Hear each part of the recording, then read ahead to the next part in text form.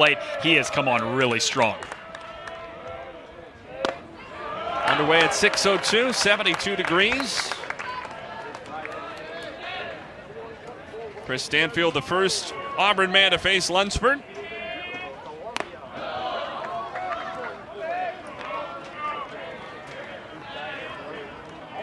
Stanfield, a former top 100 recruit out of Tallahassee. Had a strong freshman campaign last spring. That OPS number was up closer to 800, and he led the team with 9 steals. Off his hands, but in the sun and maybe a little breeze, Brock Daniels the catch for Missouri, and there's one away. It's a really good pitch, too. Comes in on the hands. You had mentioned it. Jammed him a little bit. Nothing he could really do with that pitch. Popped it up to first base. Daniels makes the play. It's a good start for Lunsford. He's hit both the inside and the outside corner that first at-bat with the fastball.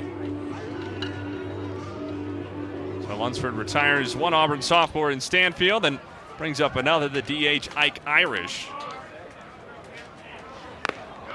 Not a whole lot of guys from Michigan or anywhere else in the upper Midwest at SEC schools. Especially the southern schools tend to be able to do most of their recruiting damage staying in the southern states. But at one point, Kevin O'Sullivan, I think, took a Florida team to Omaha with 2 or 3 guys from outside the state of Florida. Irish from Hudsonville,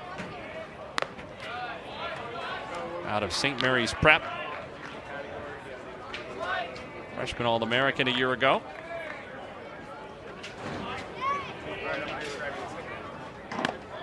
Way out in front, 2-2. And a bat that they're excited to get back in the lineup over the last week or so. Had that ankle injury that he was dealing with for a while. He's been back in the lineup hitting the DH at the last 4 games. So somebody they're excited hitting over 300 a year, have him back in there. Didn't miss by much. The count goes full.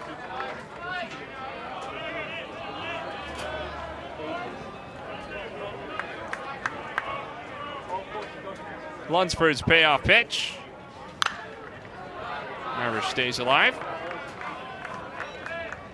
It's a good battle by Irish. Elevated a little bit up at the letters, try to get him right at the top of the zone to go after that. Close enough that you got to go after that with 2 strikes, but not a pitch that you're probably going to do a whole lot with. 3-2 again. Just down. J.D. Hernandez tried to bring it up, but Irish aboard with a 1-out walk, the first Auburn base runner.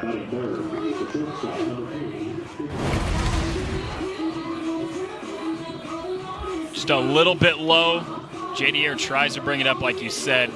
Nice job framing it, but that was certainly a couple inches below the knees there, and a good hold from Irish.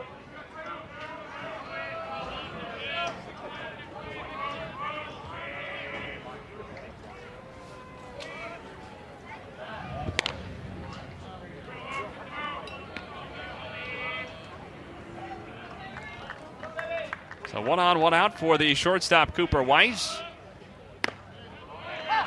It's a good curve for a strike. Weiss, one of only 2 Tigers to start 46 games this year for Auburn. Cooper McMurray on deck is the other.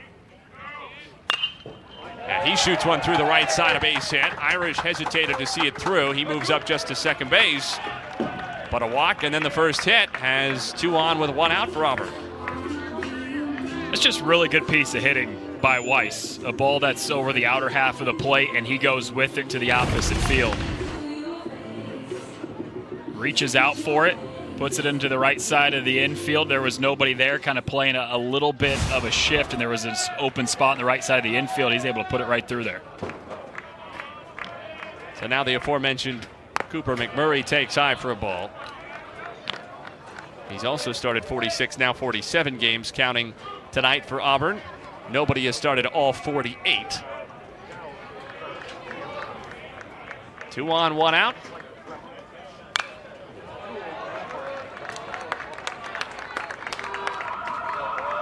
Speaking of something resembling a shift on Weiss, Missouri now has gone into a full overshift. Culbertson, the shortstop, will back away from second to the first base side of the bag.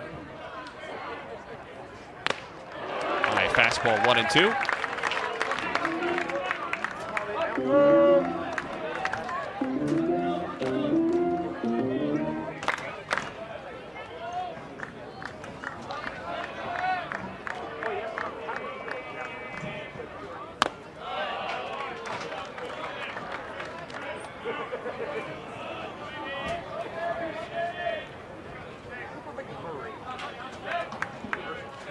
McMurray's second season in an Auburn uniform.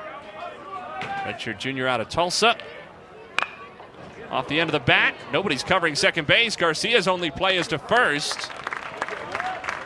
Missouri does in fact get a second out on the ground out 4-3 in the scorebook, but both Tigers on the bases move up into scoring position. Yeah, this is tough. Culbertson went over to play it, but with the shift, he should have left that ball for Garcia, covered second. I think you probably can get that runner at second, but Garcia does a nice job not trying too hard to get that out at second. He realizes, hey, nobody's there. Get the shutout at first. You get 2 outs. Yeah, there's 2 Auburn runners in scoring position now, but with 2 outs, you allow Lunsford to really just key in on the batter. The batter is Cade Ballou, the freshman we told you about. Looking at that Auburn lineup card. OPS just over 1,000 coming into the weekend, and he has reached base in 19 straight games going back to March. Chase that one 0-2. The numbers for Ballou over those 19 straight games in which he's reached base. Had a couple of hits Sunday against Ole Miss, Auburn's lone win last weekend. Then homered Tuesday in Atlanta against Georgia Tech. Ballou did not go. And it's not just the 328 batting average during this 19-game on-base stretch. That's good, right? Hitting 328, you'll take that. But 467 on base, the variety of ways that he's doing it. He's shown power. He's shown base hits for average. He's shown the walks. Just the ability to get on base during this stretch has been impressive. But he chases Lunsford and strikes out. So Auburn puts a couple in scoring position, but Lunsford gets out of it with no score. One, but gave up 8 runs in the last couple innings and just couldn't come back from that. So those are games when you're 2 games back at the final spot for Hoover that you're going to look back at the end of the season, and those were big games that they lost. Brock Daniels leading off for Missouri.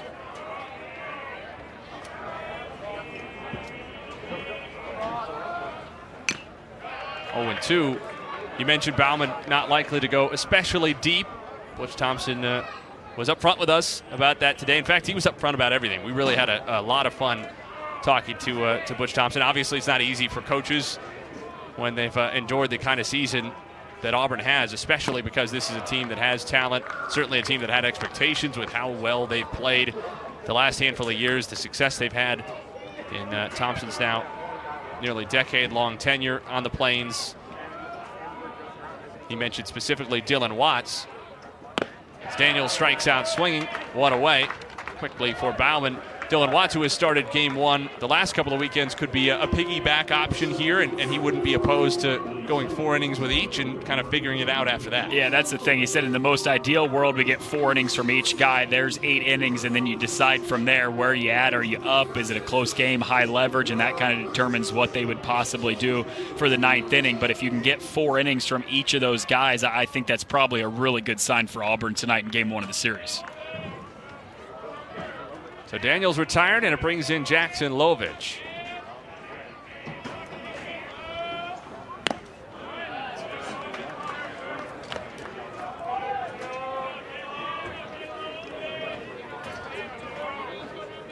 Sophomore from Overland Park, of course, the second Lovich in recent years to come through this program.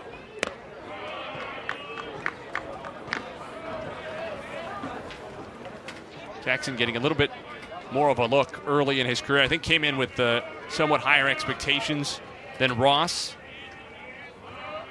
who kind of caught people off guard early in his career when got a chance in center field and just kind of seized it. Ross, Lovich, and Ty Wilmsmeyer both transferred to Arkansas in the offseason.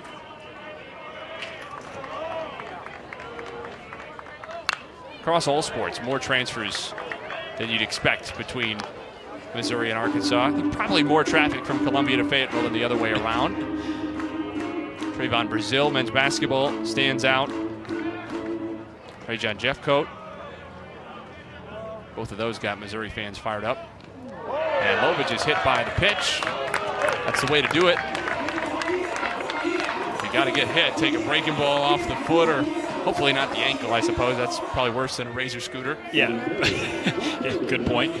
Breaking ball and with 2 strikes. That's when you want it to happen if you're the hitter. Last thing you want is at 3-0 to get hit by a pitch, right? Because you're going to walk anyways. But you're down 2 strikes in the count.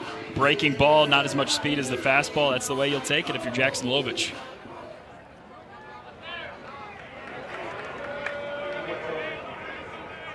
Here's Trevor Austin.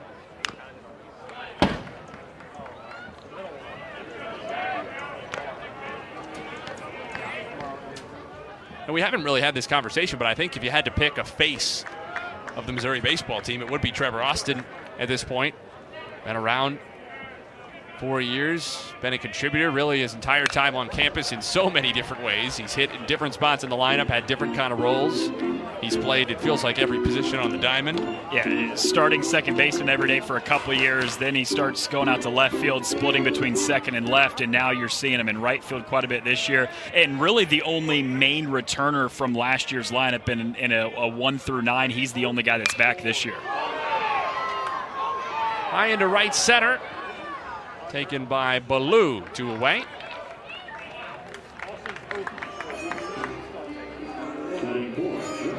Be interesting to see how Ballou feels about Taylor Stadium after tonight.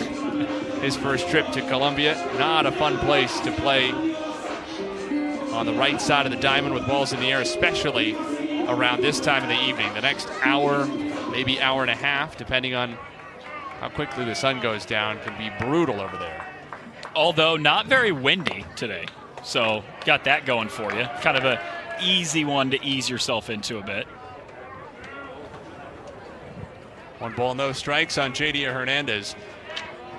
By the way, for those Missouri Diamond sports fans, maybe following along on both, as Hernandez wraps it toward the middle and through underneath Green's glove into center. Lovich scampers up to third. See the official scoring decision on that. It was a rocket, but a play Green might say he should have made. The Missouri softball team just walked off in the SEC semifinals in extra innings over LSU.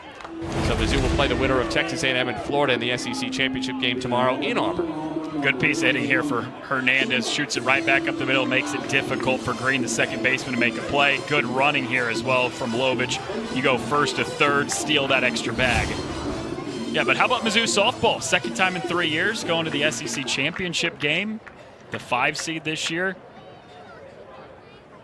Just took down Arkansas earlier today. They started that game last night, had to finish it today because of weather. So 2 big wins in the last, 8 hours? Something like that? Not bad. Little conversation here between Michael Phillips, the home plate umpire, and first-year Missouri coach Carrick Jackson, because Danny Corona was just called for a pitch clock violation for not being up in the box and alert to the pitcher with his eyes up in time. He does have this sort of long routine getting in.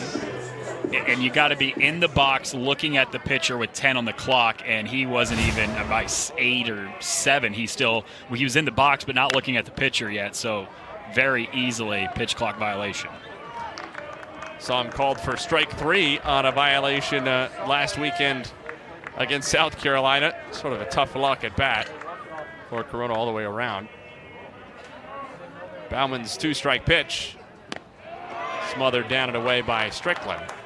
Yeah, that's the tough thing about the pitch clock violation, that pitch clock in general, is he thought he had ball 4, tossed the bat away, was a little slow getting back to it. By the time he got back in the box, it ended up being strike 3. So thought he had a walk, didn't even see another pitch, and he struck out.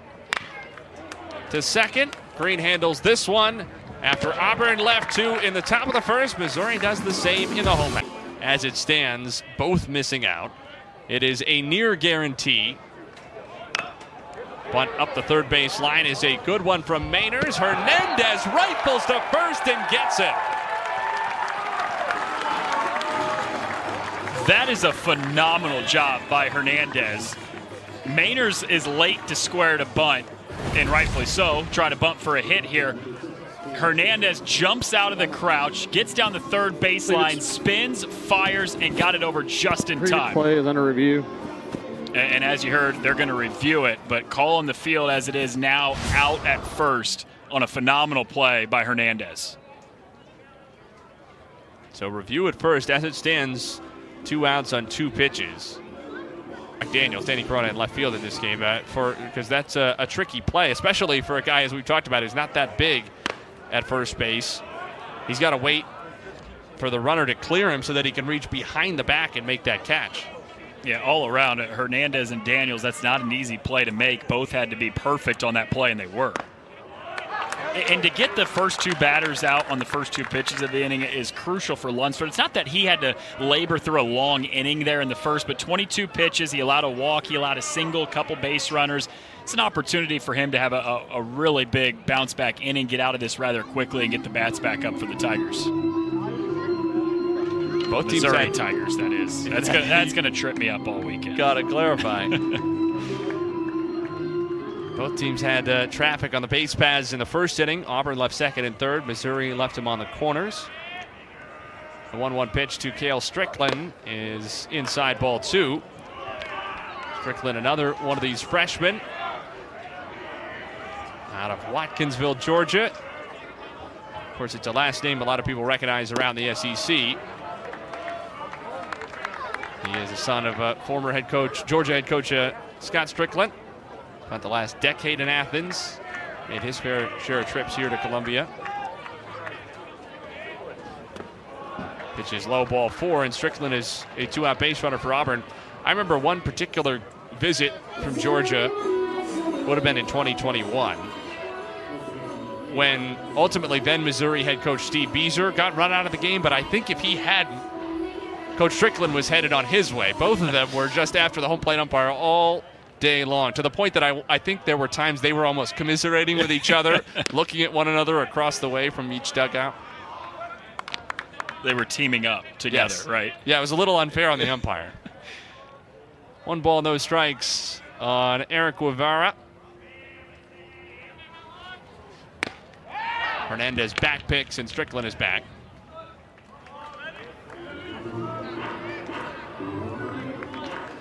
Another freshman. Guevara out of Panama by way of the Georgia Premier Academy.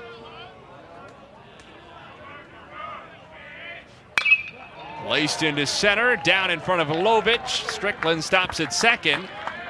So after Lunsford retired the first 2 hitters in this inning on just 2 pitches total, Auburn has 2 on for the second straight frame. Yeah, you can essentially wipe away what I was saying about first 2 pitches, first 2 outs, chance to make it a quick inning. Really nice job by the 8-9 hitter. Strickland is patient, works a walk, then the 9-hole hitter Guevara comes up, and that's a ball that's just left too much over the plate and shoots it right back up the middle for a base hit, and do exactly what your job is as the 8-9 hitters at the bottom of the lineup. Flip it over to the top and see if those guys can bring you in.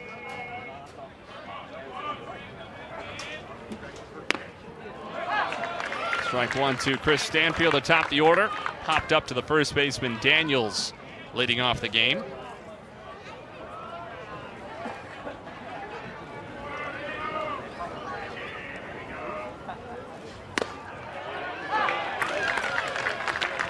Lunsford doing a pretty good job working ahead of the count.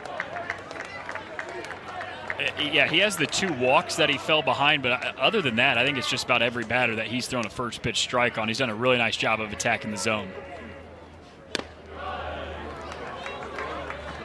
And he's been a lot of fastball, primarily fastball, especially early in counts, and he's been spotting that well, which is allowing him to get ahead. Stanfield, one of a couple of sophomores, 5 underclassmen in this lineup. Blocked by Hernandez just well enough to hold his fellow backstop Strickland at second. Been an impressive inning for him behind the plate. Get the runner out at first on the bunt. That was a really tough play. That time he holds the runners at first and second on a ball that likely could have gotten a little further away from him, and both runners would have advanced 90 feet. And Stanfield works it back full. And that's been the thing about Lunsford's misses so far, is they haven't been super competitive. There's been a couple that have been close that were just out of the zone, but when he's not hitting the zone, it's been a lot of pitches that have been pretty easy for batters to take. The runners will be moving on the pitch. Hard hit to short, off a hop, taken cleanly by Culbertson, and the side is retired. Auburn is stranded 4 and a 1 o'clock Central tomorrow and Sunday. And outside of the Bauman-Lunsford matchup, we don't have a lot of information to give you on starting pitchers beyond tonight. In fact, just one. Chase Alsop will start for Auburn in his return to the weekend rotation tomorrow. Other than that, Missouri's 2 remaining starting slots and Auburn's on Sunday, all TBA. It would almost have to be Carter Roostead tomorrow. The only way you don't is if Carrick Jackson thinks it's high enough leverage situation that he has to put him in today to preserve a lead or something like that. But I would imagine it's got to be Roostead tomorrow. But again, the way that college baseball is turning, especially the way Carrick Jackson has been this year, he is taking it literally day by day, game by game. If he believes they got a chance to win tonight, he will throw his best arms tonight to get that done. Cerna to the left side. Guevara makes the play.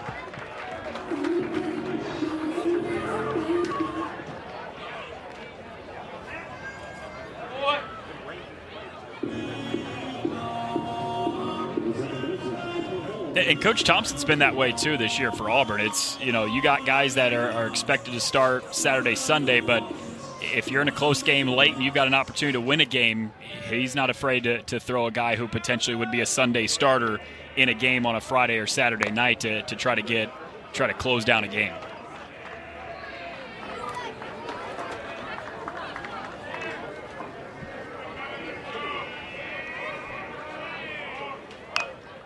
Garcia pops the bunt foul over the screen. It was interesting. Butch Thompson said, in some ways they're in similar places, right? And that's why you see the TBAs, both guys trying to piece things together for the weekend, sure, but they're also in a position in the standings, in a position with just how the momentum or lack thereof of their seasons have progressed that both Butch Thompson and Carrick Jackson can't afford to be cavalier about their opportunities to win games. It was a couple feet foul.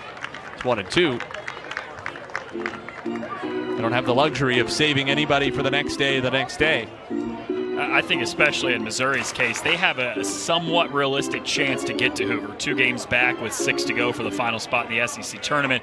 It's going to be really tough for Auburn. They got to win out, and they got to hope either LSU or Ole Miss loses out through the rest of the season for a chance to make the SEC tournament. But stakes a little higher for Missouri, where you got to get wins, and if that means throwing your best arms in game 1 of a series to make sure you get a win, then you got to do that. Garcia back to the mound. Bauman takes it cleanly, and there are 2 men down. Shortstop Drew Culbertson slices one foul up the right side toward the Auburn bullpen. Culbertson's one of those guys, and we talked about this with Auburn too. They've got a couple freshmen who are coming on really strong at the end of the year. Culbertson, for a large majority of the season, was hitting well under 200 and went through a couple cold stretches during SEC play where he'd go multiple series in a row without a base hit. But the last couple weeks, he started to come to life a little bit, and he's always been really reliable as the starting shortstop in the field. But the plate, it's taken a little bit longer for him to come around, but you're kind of seeing it the last couple weeks. 1-2 on Culbertson.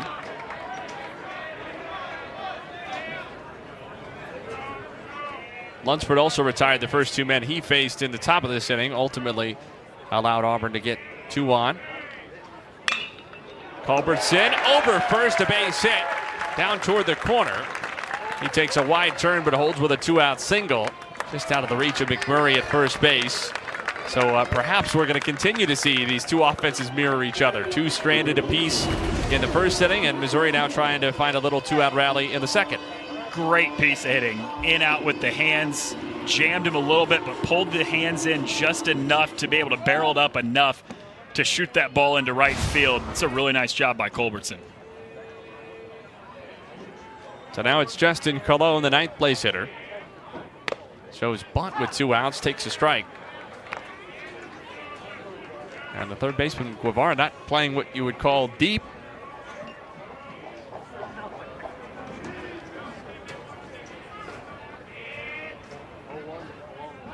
Culbertson had a very big lead out past the cutout. Or at least that particular spot of green paint that we call the cutout. Back out there again. just inside. 1-1 on Cologne.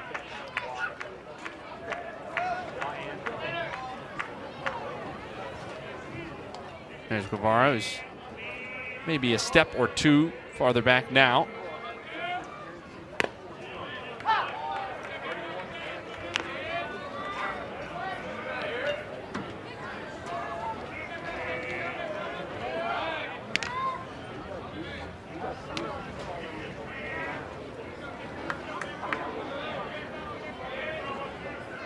Bauman's allowed a pair of Missouri hits. He's also flunked a batter.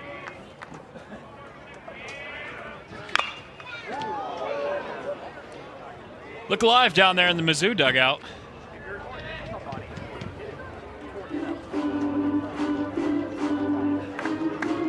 It's Joanne, our camera op over there on camera 1, low third. She's okay. I'm told. I mean, we don't know. I would say the smile and the wave kind of confirm that.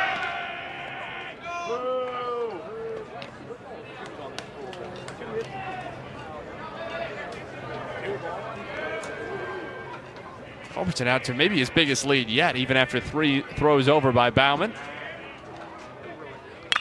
Cologne drives it to left. Maynard's back to the wall. He leaps. It's gone. A 2-out rally from the 8-9 hitters in Missouri's lineup. A Culbertson single, a Cologne big fly. His second of the year makes it 2-0 Mizzou in the second inning.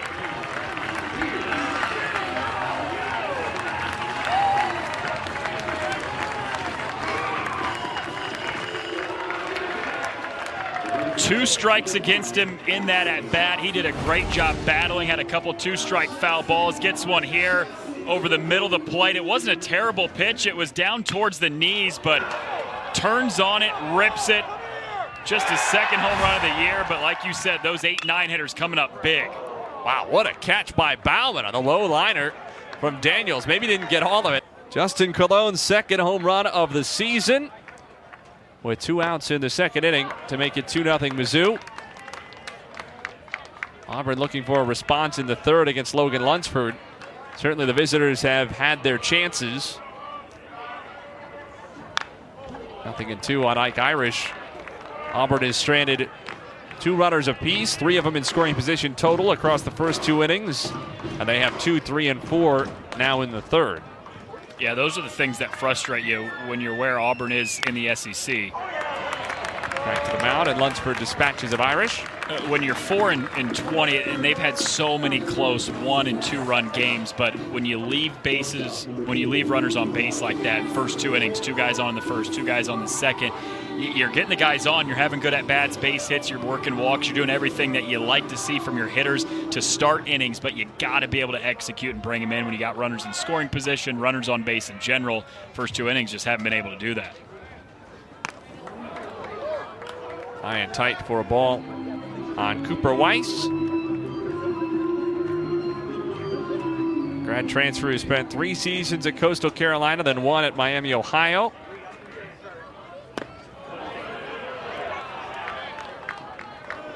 Coming off a 2-for-11 weekend against Ole Miss.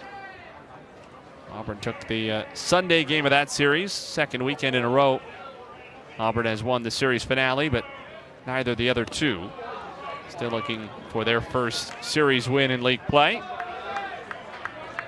Weiss did have a home run on Sunday, part of those 2 hits, and then added another solo shot Tuesday at Georgia Tech. He takes a 4-pitch walk. And that's all you want from this guy. Get on base any way possible. Leads the SEC at stolen bases. Top 25 in the country. When he gets on base as a pitcher, you have to pay extra attention to him because he is capable of taking off on any pitch. And you can just about guarantee you there's probably a good chance that he will at some point.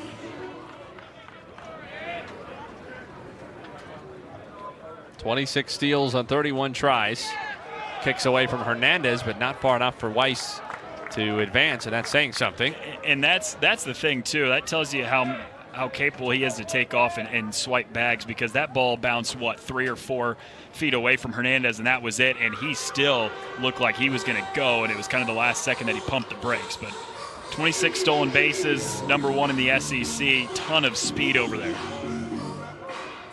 And I think down early in this game, you're down 2-0 on the road. You've left a couple runners on base. This is the point where you kind of want to manufacture some runs if you're Auburn. So I think getting this guy running sometime in this at-bat is probably something you want to do for a team that steals a lot of bases.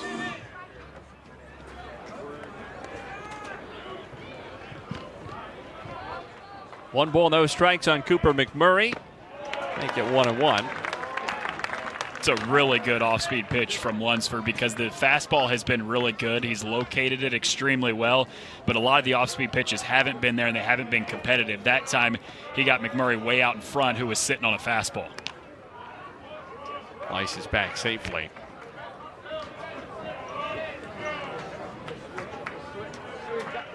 Irish bounce back to the mound. Weiss walked on 4 pitches. Now 1 ball and 1 strike on McMurray, the redshirt junior from Tulsa. Now in his 2nd season on the Plains after spending his first 2 at Kansas. Maybe a little bit of lingering dislike for Missouri.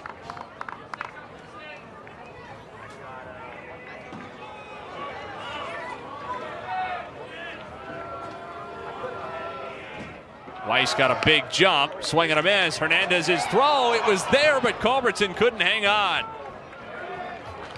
Weiss in with a stolen base. He jittered, took a whole jump off first base. If anything, maybe it hurt his jump because he kind of brought himself to a stop. Yeah, I think you're right, and I think that speaks a lot to how good this throw was from Hernandez because it was a good jump even though he kind of paused a little bit, but that was on an off-speed pitch too, so not like it was a fastball. If Culbertson brings that in cleanly and gets the tag down, that is a bang-bang play at second. But instead, Weiss with his SEC leading 27th stolen base of the season. Sloppy one for Culbertson, who has been very reliable as Missouri's shortstop. Now a payoff to McMurray on the way.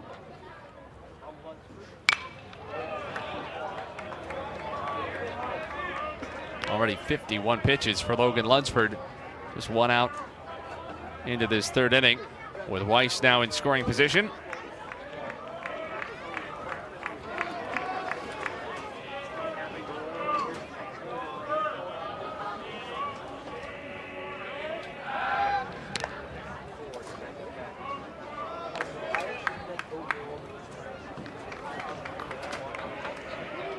McMurray was 1 for 9 last weekend against Ole Miss. Had a ground out to second in the 1st inning today. And he works a walk. So Lunsford has put 2 on base for free in this inning. 3rd time in as many frames that Auburn has had 2 on. But the visitors have not yet been able to capitalize on any of these opportunities. And in fact, it's another chance for Cade Ballou, who stranded a couple of them in scoring position back in the 1st inning. And for Lunsford, that's now 4 guys that he's walked in the first 2 1/3 innings. This is the opposite of what you need from your Friday night guy. And not that anybody's expecting Lunsford to go get you 7 or 8 innings, but this has been a guy, especially lately, who pretty consistently can go out and get you 5 innings. But you keep walking them at the rate they are, and like you said, now 53 pitches, just 2 1/3 innings in. Might be tough to get 5 innings out of him tonight.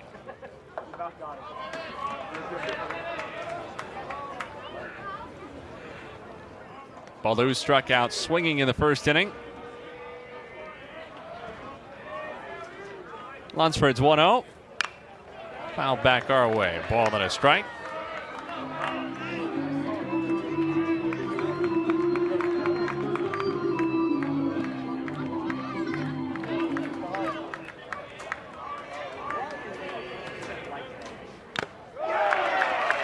And a swing and a foul tip. Strike 3. I guess the count was wrong here on the bug. So it's strike 3 on Ballou. And his 2nd strikeout, big 2nd out as well for Lunsford. Both strikeouts for Lunsford have come from Ballou. Just elevated that a little bit, got him to chase up. He was a little bit behind it and a little bit below it. Big 2nd out. Good breaking ball to get ahead of Green, 0-1. And not that you continuously want to have a couple guys on base every inning if you're Logan Lunsford in this Mizzou defense, but he has shown the ability to lock in and strand a couple runners on base the first 2 innings. Has a chance to do it again here in the third.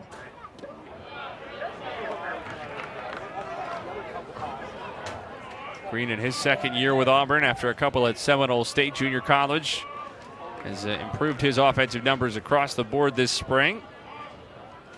Went 4 out of 10 against Ole Miss last weekend, 3 ribbies. And it's 2 balls, 1 strike. He has gone over since that series. Hitless in 5 trips in Atlanta on Tuesday. A smooth Auburn win in the midweek.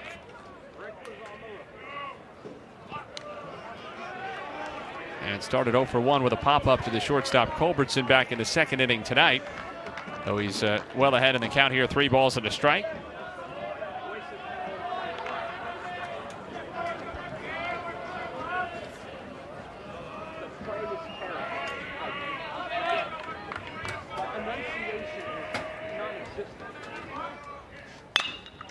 Lined into right center, that is down and splits the gap.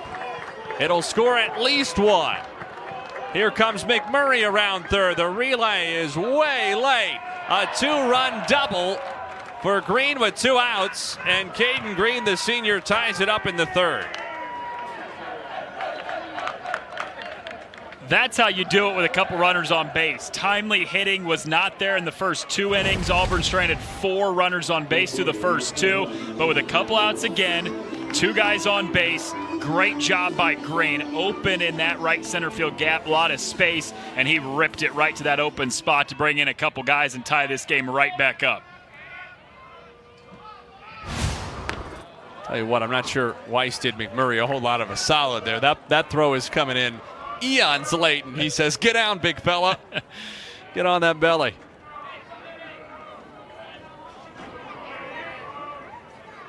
One 0 to Mainers. That came in and hit him. So another base runner for Auburn. 2 on again with 2 out. And Cale Strickland will get a chance. So I guess Mizzou still has the opportunity to strand a couple guys on base, but a couple batters later than they would like it to be. He had a chance to get out of that inning again, not allowing a run, but just one too many times of allowing base runners to get on before Auburn was able to finally execute.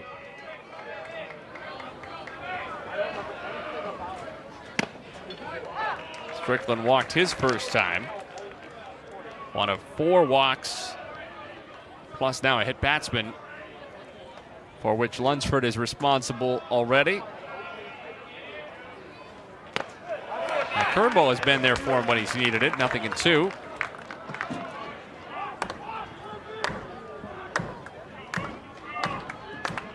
OBP for Strickland now in limited playing time. Really strong.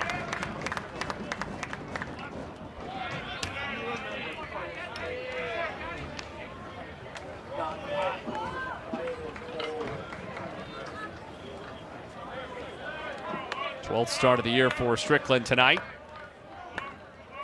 Butch Thompson called him a really good defensive catcher, obviously hitting more for average than for power. Runners on the move. This is driven. Lovich going back. Near the track, has room to make the catch. Strickland almost got enough on that one. Still Auburn scores 2. Seeds in the country. It is just one rough week after another in the SEC. It's constantly great team after great team. And, of course, Oklahoma's there as the number 10 team. Only a Big 12 school until Omaha, really. Once the College World Series finishes, that'll be it. And you can consider the Sooners SEC. 2 of the top 3 teams in the country on the softball side are Oklahoma and Texas. So the best softball conference in the country only gets that much better as well.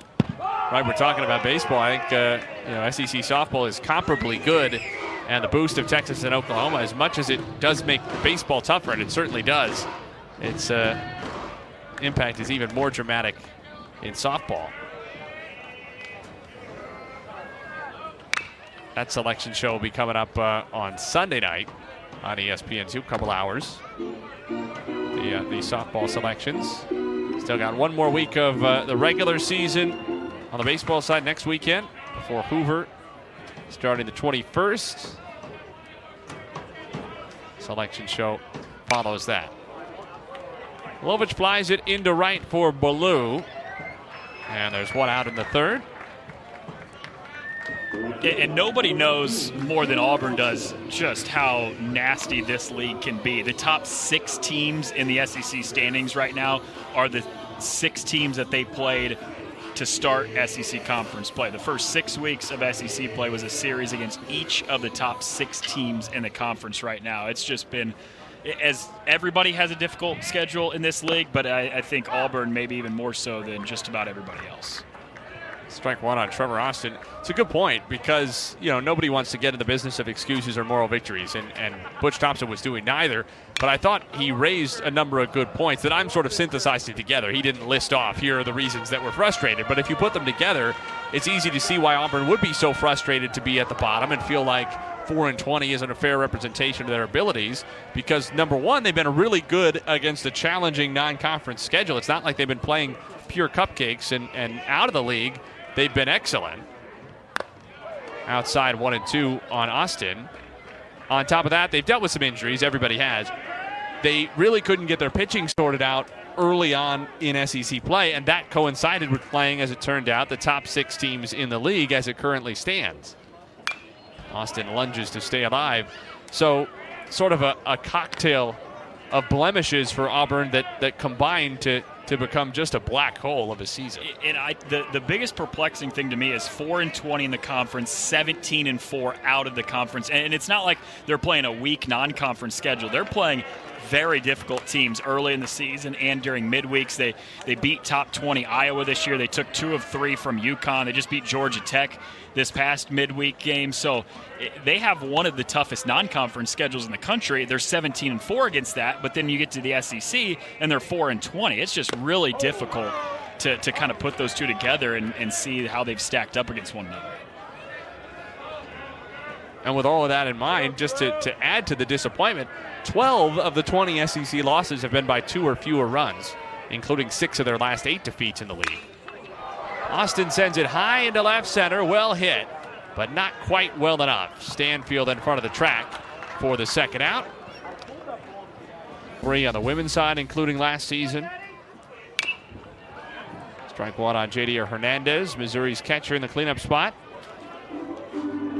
Still neither pitcher has been able to finish off a 1-2-3 inning. Bauman has twice retired the first 2 men he's faced. Lunsford has done it once. And in both cases, the opponent has put 2 men on base after the first 2 were retired. In Missouri's case, it was in the second inning. Culbertson single and a Cologne homer put Mizzou up 2-0 before Caden Green's 2-run, 2-out double in the top of this frame.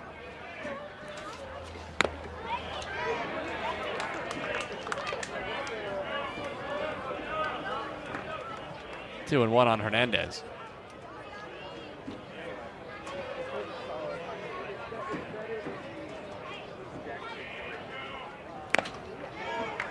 Outside, 3 balls, 1 strike. There's been a conversation around, especially Major League Baseball, with the way catchers are sneaking up and trying to steal strikes, about the catcher's interference. Wilson Contreras had the broken arm this week.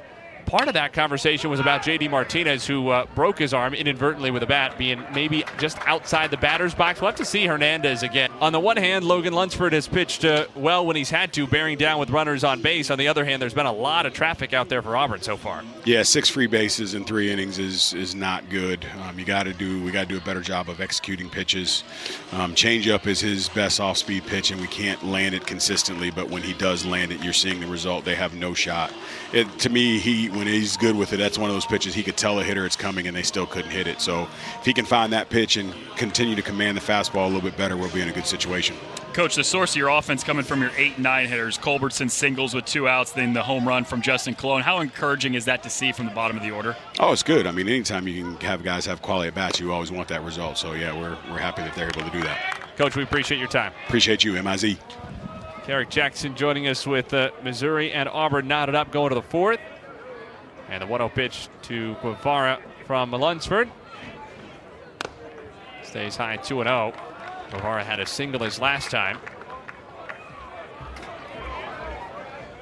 a lot of the offense for both teams come from the 8-9 hitters. Strickland walked, and then Guevara singled in that second inning, and then just talked about Mizzou where they got a single with 2 outs from Culbertson, then the home run right after that from Justin Colon. So 8-9 hitters in both lineups kind of doing their jobs early.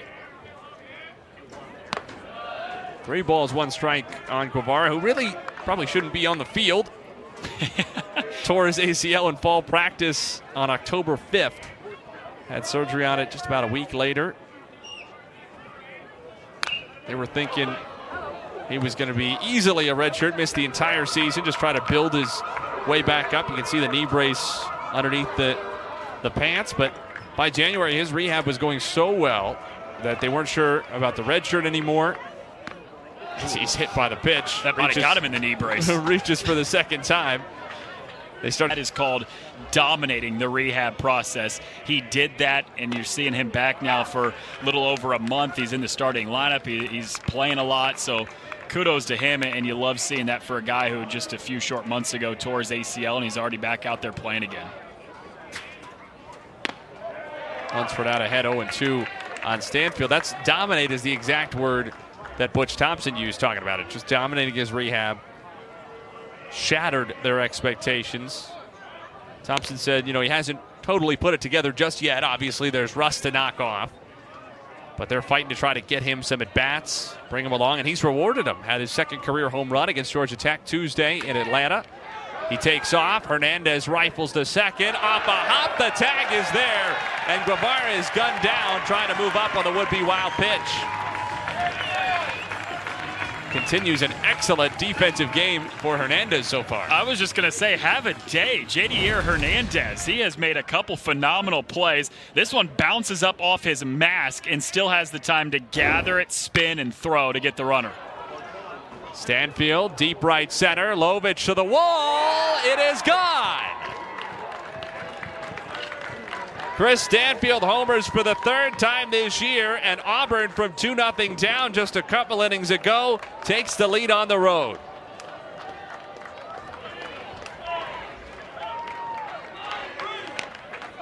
Well, that makes that throwing the runner out from Hernandez that much more important, because one pitch later, Stanfield goes yard.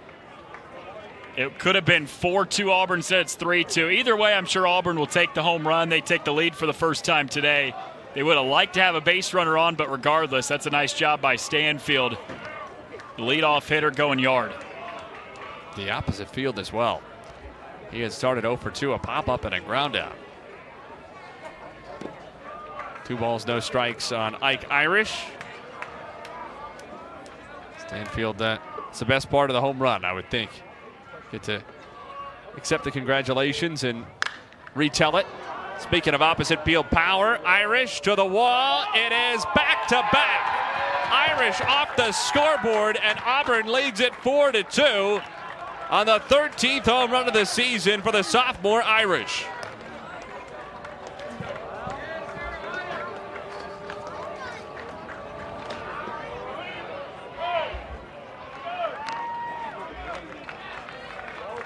Opposite field power, one after another. For these Auburn 1 and 2 hitters, you get Stanfield going to right center field for the solo shot, and then a couple pitches later, Ike Irish does the same thing. 13 home runs on the year. He's shown that power all season long. It's been a rough start at times. There's been times where Lunsford's been really good, but there's also been times where he's given up free passes. He's hung a couple pitches too much over the plate, and these Auburn hitters are taking advantage of that right now.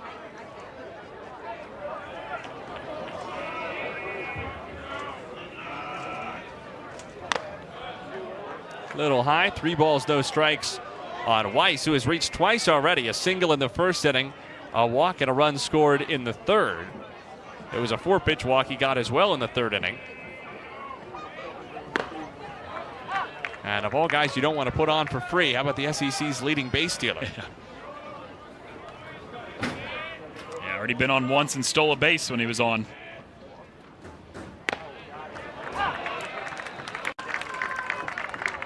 There's some action in the Missouri bullpen now, unsurprisingly, with Lunsford having not only coughed up the lead, but now having reached 85 pitches. There's 86 down and away, so Weiss is on for the 3rd time in 4 innings, a couple of them for free. Jacob base in the first 3 innings. So, I mean, already a 4-2 lead. You bring even a couple of those guys in, you're talking about a 6-2 lead. Another big jump for Weiss, and he's out for sliding past the bag. Yeah, I think he was in there safely, but slid past the bag, hand came off, and a really nice job to keep that tag applied on him. Good throw for Hernandez, gets it into Culbertson. See, he's safe, but hand comes off, slides past the bag, and by the time he tried to get back, right there, falls off. Tag applied to the knee. It's a good call. McMurray out in front, 0-2.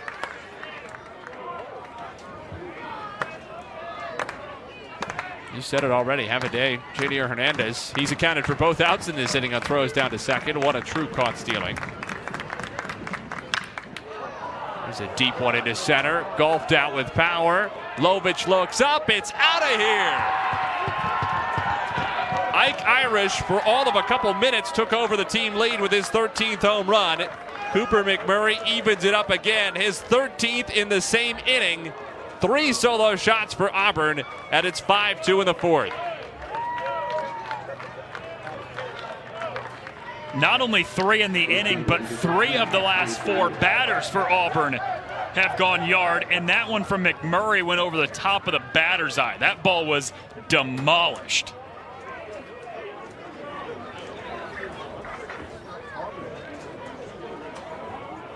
Here's Ballou. He pops it up. This is way up there on the left side. Cologne wants it and just does hang on.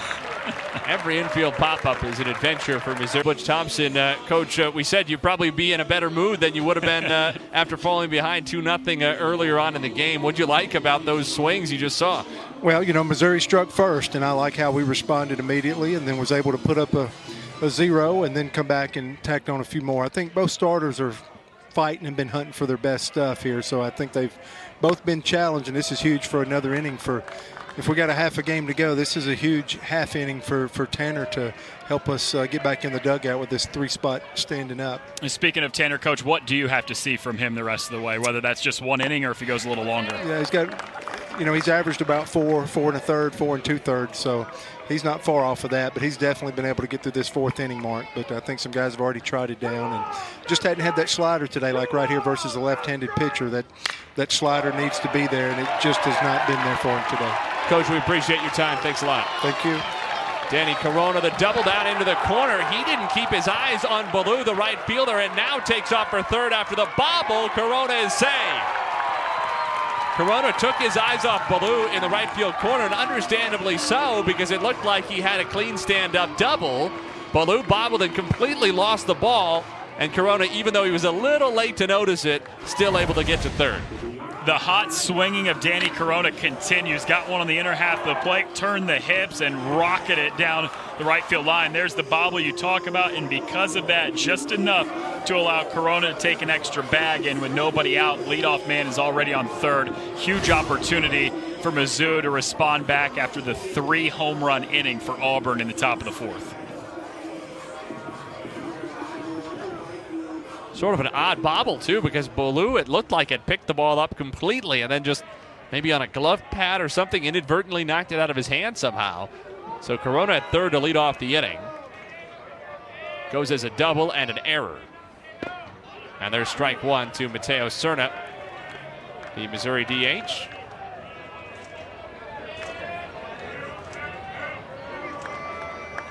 It's the 4th Corona double of the year.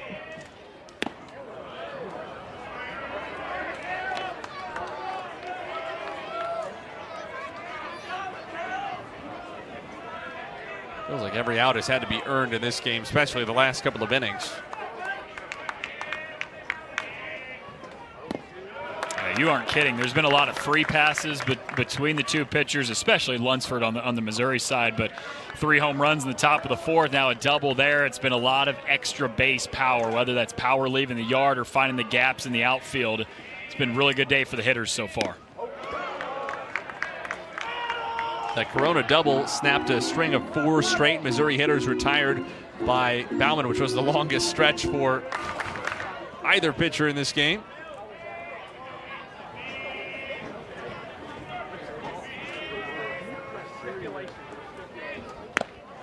Cerna chases and strikes out. Bauman's second K. And he picks up the first out in this fourth inning. Sets up a big at bat for Matt Garcia, who is Missouri's last chance to score Corona with a productive out.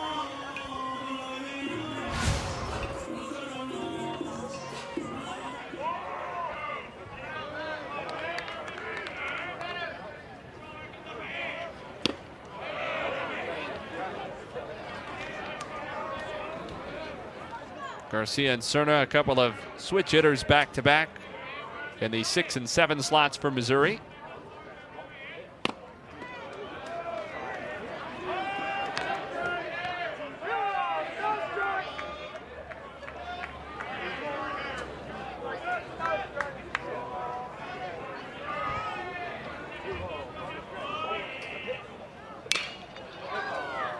Slice foul by Garcia, 2-1. He grounded back to Bauman in the second inning.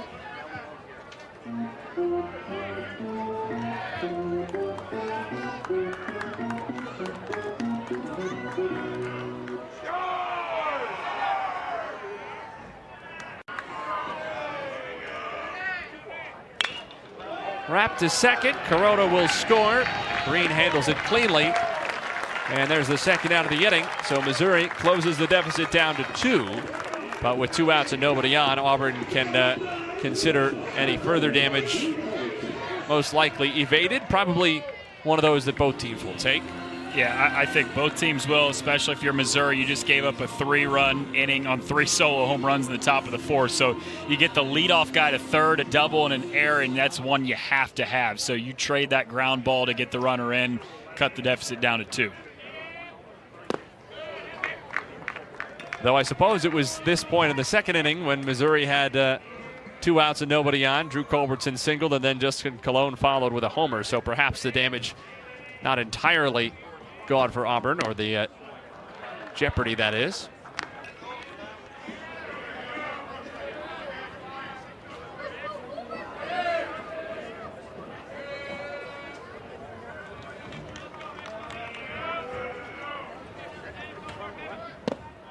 One and 2 on Culbertson. On the out-of-town scoreboard, by the way, it's 3-3 LSU and Alabama in Tuscaloosa. They're in the bottom of the 4th inning. That game of interest, I suppose, to both sets of fans. There is a chance that we could, even if Auburn wins, or perhaps only if Auburn wins, we could see Auburn's Hoover hopes mathematically ended and Missouri's all but, if either LSU, or if both LSU and Ole Miss win and Auburn wins. That would end it for Auburn and just about end it for Missouri if the Tigers drop 3 games back of that 12th and final spot, going to Hoover with only 5 games to go.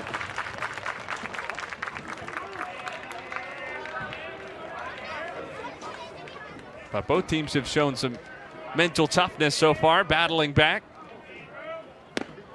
Culbertson strikes out. Bauman's 3rd punch out in 4 innings. We'll see if he's got any more in him, but he's done the job he's been asked to do. Peden, where he's given up at least 2 runs. Now, one of those was just last week against South Carolina. Gave up 6 runs, but only 1 of them were earned. It was that 5th inning that just completely got away from Missouri when they allowed 5 unearned runs on 2 official errors, and there was a 3rd that could have been called an error. So not that it was his fault whatsoever, but he was the one that threw that inning when it kind of got away from Mizzou.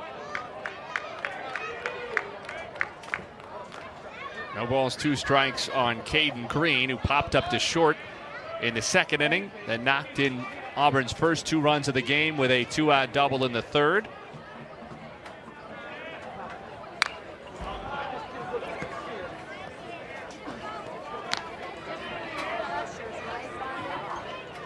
Auburn followed that with 3 runs in the 4th, all on solo homers.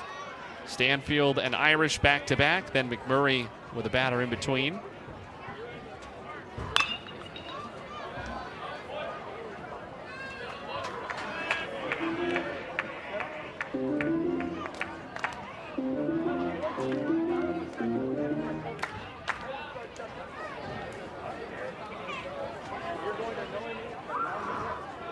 Another 0-2 from Peden. Green tops it softly to first. Daniels flips to Peden covering, and Green retired. A good start for Peden. Not the best day for Lunsford. Quite a few walks given up. Gave up 3 solo home runs last inning. This has to be a bounce back inning for Missouri, and for Peden to come out right away, get an out. Good start.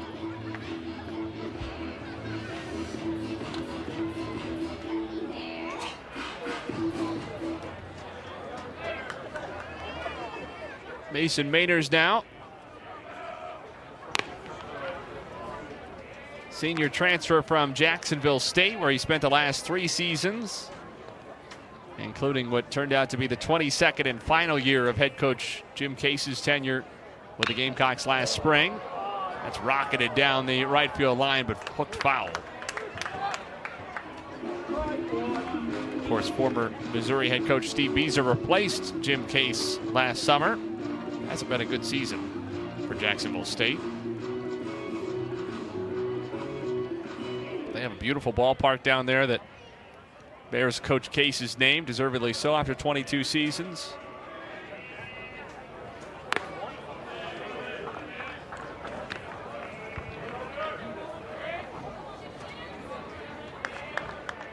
Eric Jackson now in year 1, back in Columbia. He was an assistant on Tim Jamison's staff back in the 2010s. Sort of full circle with Jamison now his pitching coach.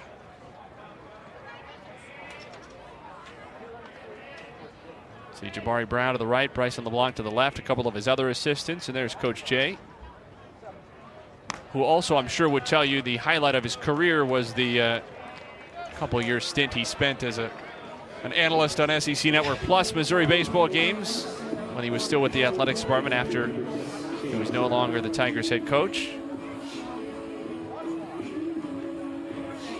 It's a highlight for anybody getting to stand beside you to do a game. I'm sure, and I imagine in Coach Jay's way he would say exactly that and nothing at all snarky. Mainers at first, and there's ball 1 to Cale Strickland, speaking of former SEC head coaches. And Cale got to go back to Atlanta, his birthplace, for Tuesday's game against Georgia Tech. His dad, Scott, was an assistant at GT back in the early 2000s. Runner breaks. Hernandez throw on the money, but just late. And Mainers has a steal, his 6th of the year. He has not been caught. Interesting that Auburn has still been so aggressive, despite the fact that Hernandez has looked as good throwing the ball as I think he has in any game we've seen him all year. Yeah, this has been his best game, I think, all around defensively, but he's thrown a couple guys out trying to go into second to swipe a bag, and that time the throw was just a little bit high. I think if he gets that throw down a little bit, might have had a play. Just foul. A rope off the bat of Strickland.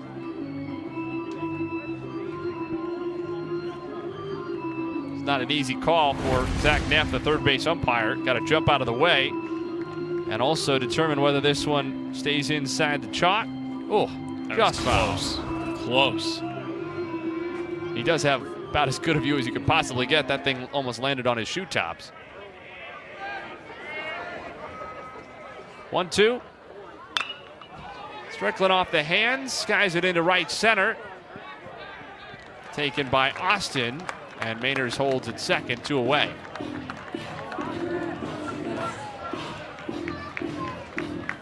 So Strickland 0 for 2 with his walk back in the second inning, and Eric Guevara will bat.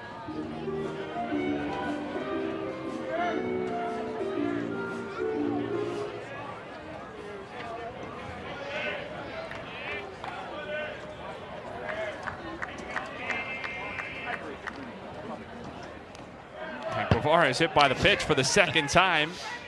He has reached all 3 trips to the plate in this game.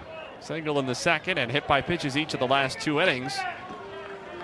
So 2 on for Auburn.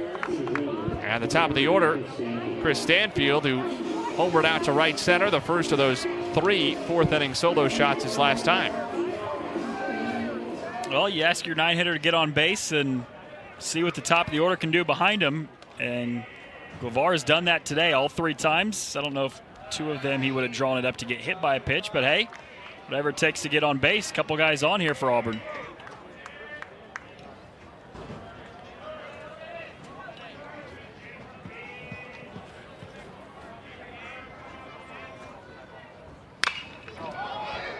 How about Stanfield getting his hands inside that one? Can only pop it into left. Corona there, and that retires the side. 9 out of the bullpen to piggyback. After Bauman got Auburn 4 innings, it'll be Watts' turn to, in his head coach's words, hopefully get 4 of his own. Yeah, that was the plan. He said he wanted to get 4 from the starter and Bauman, and then he wanted to get 4 innings from Watts. This is a guy who's been the starter in the series opener the last 5 weeks, and today they elect to go with him out of the bullpen, kind of piggybacking with Bauman. So part 1 is clear. You get 4 innings from your starter. Now Coach Thompson said, can we get 4 innings from this guy? And if so, they're probably going to be in a pretty good position to win game 1 of the series. As mentioned, 9-1-2 for Missouri. Cologne, and then the top of the order, Daniels and Lovich. And this is a guy, too, that you are going to have to work to get on base. He just flat out doesn't walk people. 31-4 strikeout to walk ratio this season for Watts. Has given up more runs and more hits this year. There's been a lot of contact, but he doesn't give up a whole lot of free passes. Watts in his first year at Auburn. Coming off a JUCO campaign at Tacoma Community College. Allowed 5 runs over 3 innings to Ole Miss last Friday. Just 2 runs over 5 2/3 in Baton Rouge against LSU the weekend prior, and he had 9 strikeouts in that game without a walk. Cologne goes to a knee to bounce foul. Yeah, those 9 strikeouts were the most any Auburn pitcher has had this year. He was locked in that night.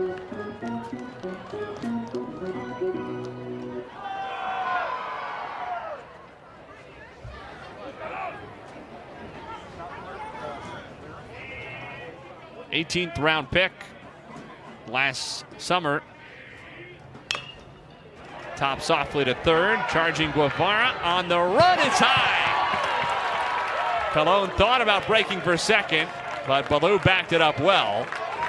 It should probably go as a hit, though the fact that Guevara fielded it cleanly, maybe there's some consideration of an error. We'll see here how close it would have been. I don't know that he's making this play even with the clean throw.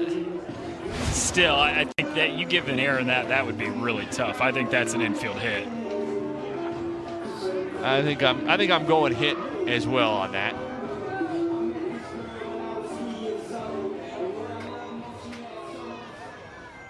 But we don't get a vote. They haven't put it on the board yet either way. Regardless, it's a leadoff base runner for Missouri.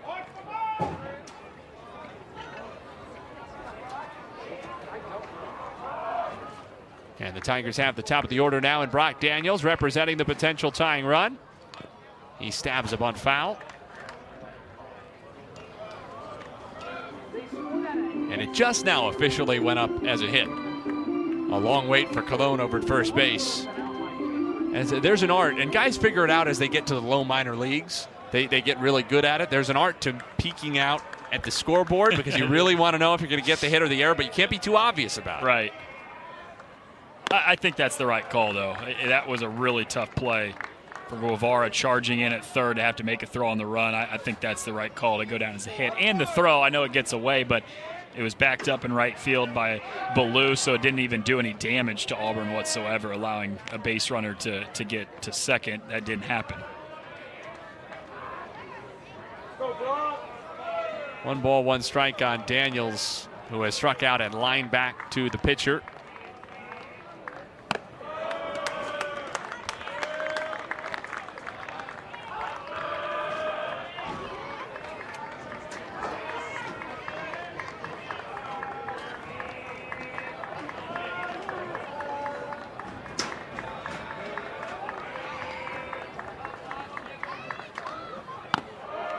Three and 1. So the tension mounts around a potential Dylan Watts walk. Such a rarity. He did have 1 of them last week, but only 4 in 29 and a third innings this year.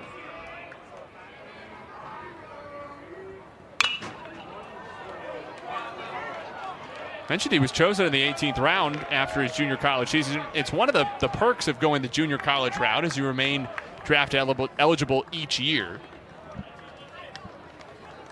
So potentially a guy could play college. I suppose with the COVID year, a guy could have played 2 years at junior college and then 3 years at a 4-year school and gotten drafted 5 times.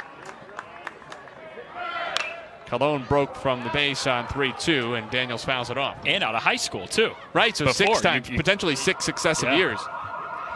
Be funny if it was the same team every time. You know, just to show their commitment. We really want you. It's like recruiting. You got to be the first one there and the last one to leave.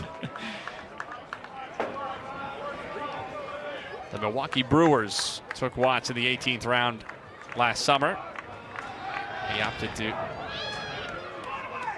follow through on his commitment to Auburn instead.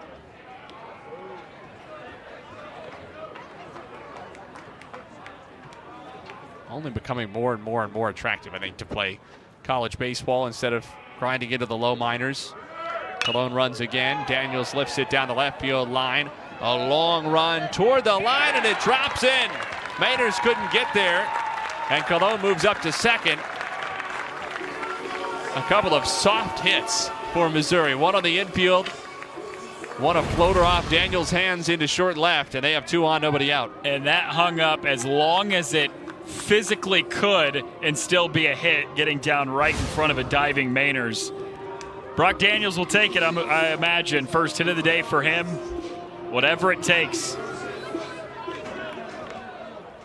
It's probably unpleasant for Mainers all the way around. You can see the wrap on that right hand. He's been in and out of the lineup with that hand issue. Hope he didn't land too hard on it. Lovich stabs at a bunt and misses. I get this with nobody out and 2 on. You have the ability to put 2 runners in scoring position with just 1 out, but I don't know how much I really want to take the bat out of Jackson Lovich's hands. This guy's been swinging the bat really well the last couple of weeks. I think this is a guy I probably want swinging away, and I know a sac bunt does help a lot here. It wasn't squaring there. It kicks away from Strickland. He throws toward the trail runner, Daniels, who keeps the bag. So Missouri bailed out of having to sacrifice by a wild pitch.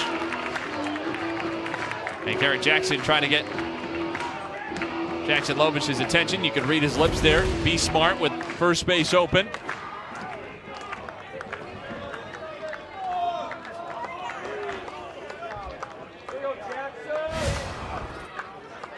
Love the emotion there for Coach Jackson. Runners get a good jump. Lovich wraps it to short. Backhanded, not cleanly. And Lovich is safe. A run scores, and Weiss couldn't get Lovich.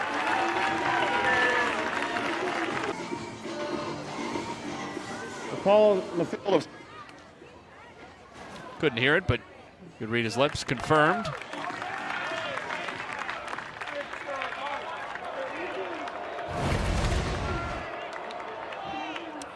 Tried to backhand it. Did a nice job keeping it in front of him, but that little bobble is all it takes.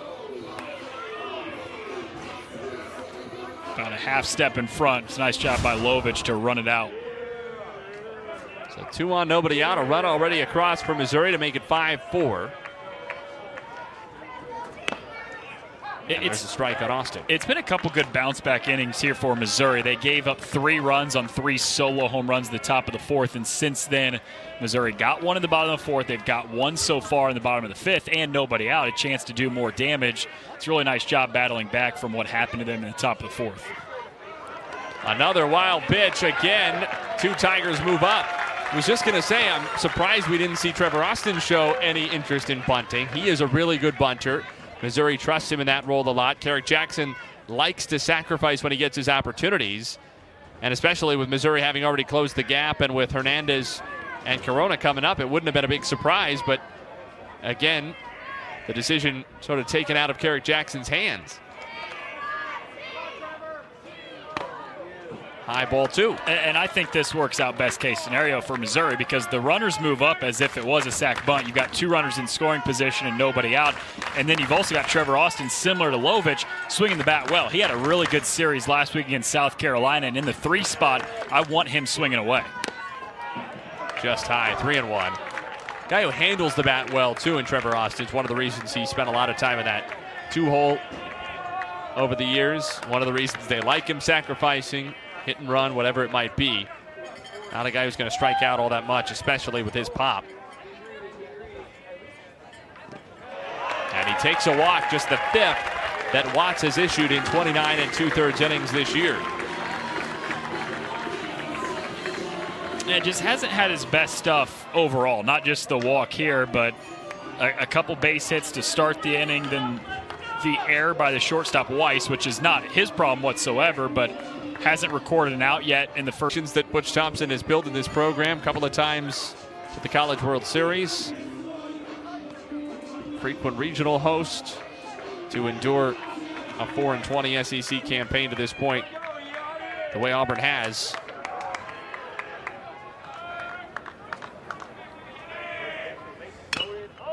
Was struck in our conversation by both how strong his emotions clearly were. His frustration, his disappointment.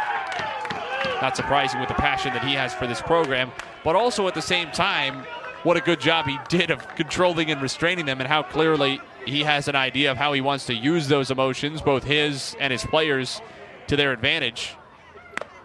That was what he emphasized. How can they make sure that everything they've endured so far this year works to their advantage, not only these last couple of weekends of the season, but also going forward.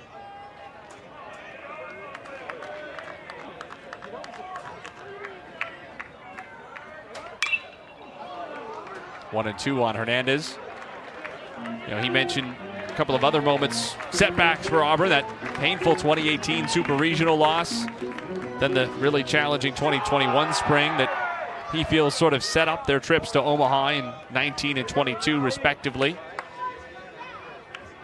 Hoping that this season can be another one like that. It sets them up for a bounce back 2025. Bases full of Missouri Tigers. Daniels at third, Lovich at second, and Austin at first. 2 balls, 2 strikes on J.D. Hernandez, who has singled and grounded out.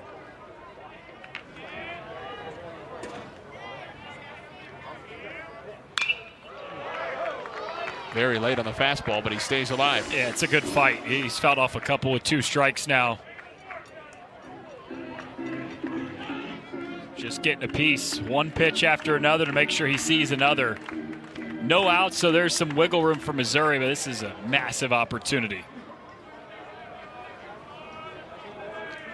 Saw that number just pop down, 428 with the bases loaded this year, Hernandez, and he works it full. So Watts, after just his 5th walk of the season, put Austin at first, now has nowhere to put Hernandez. And Watts will have to throw a 27th pitch in this inning, still looking for his first out since stepping on the field from the Auburn bullpen. A big payoff. Hernandez spoils it.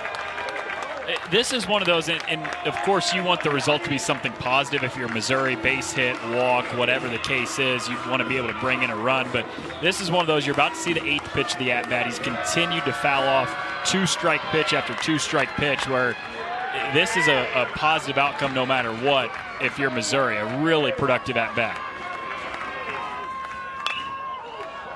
A spinner to first, taken nicely by McMurray. They come home to get the out. Throw behind Lovich, who's back safely.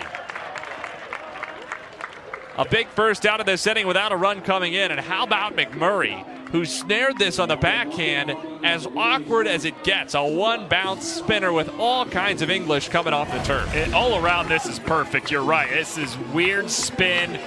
Backhanded by McMurray. Quickly goes home, gets the out. Strickland, the fake throw to first, and then able to whip around and almost get the runner at third as well.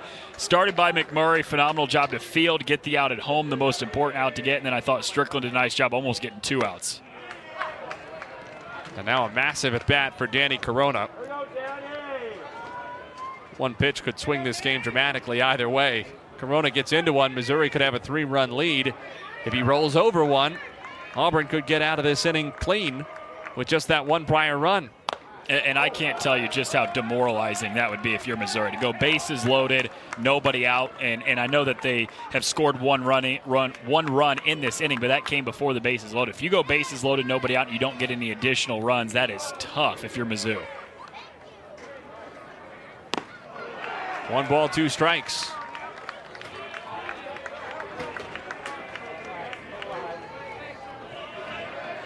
Corona has grounded to second.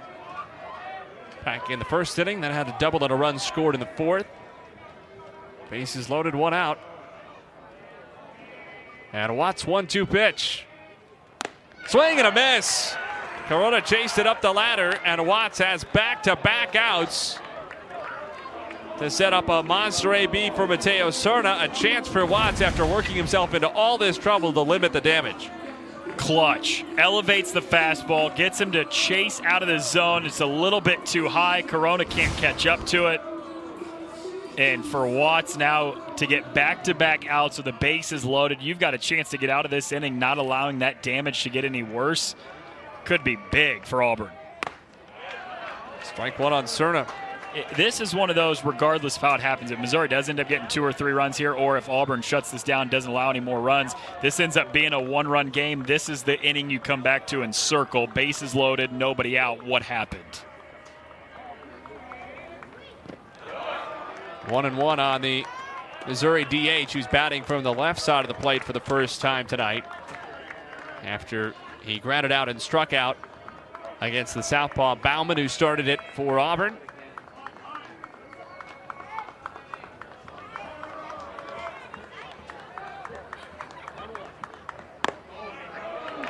Didn't miss by much. 2 balls and a strike.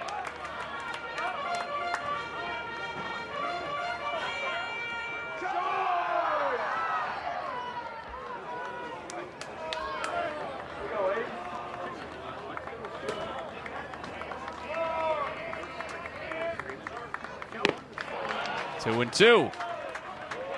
Justin Colon started the inning with a single and came in to score. Daniels singled. Lovich reached out an error. Austin walked. Hernandez reached out a fielder's choice. Since the Butch Thompson mound visit, fielder's choice without a run scoring, and then a strikeout. 2-2. The runners will be moving now with a full count and 2 outs. Not sure they make 5th inning pitches any bigger than this one.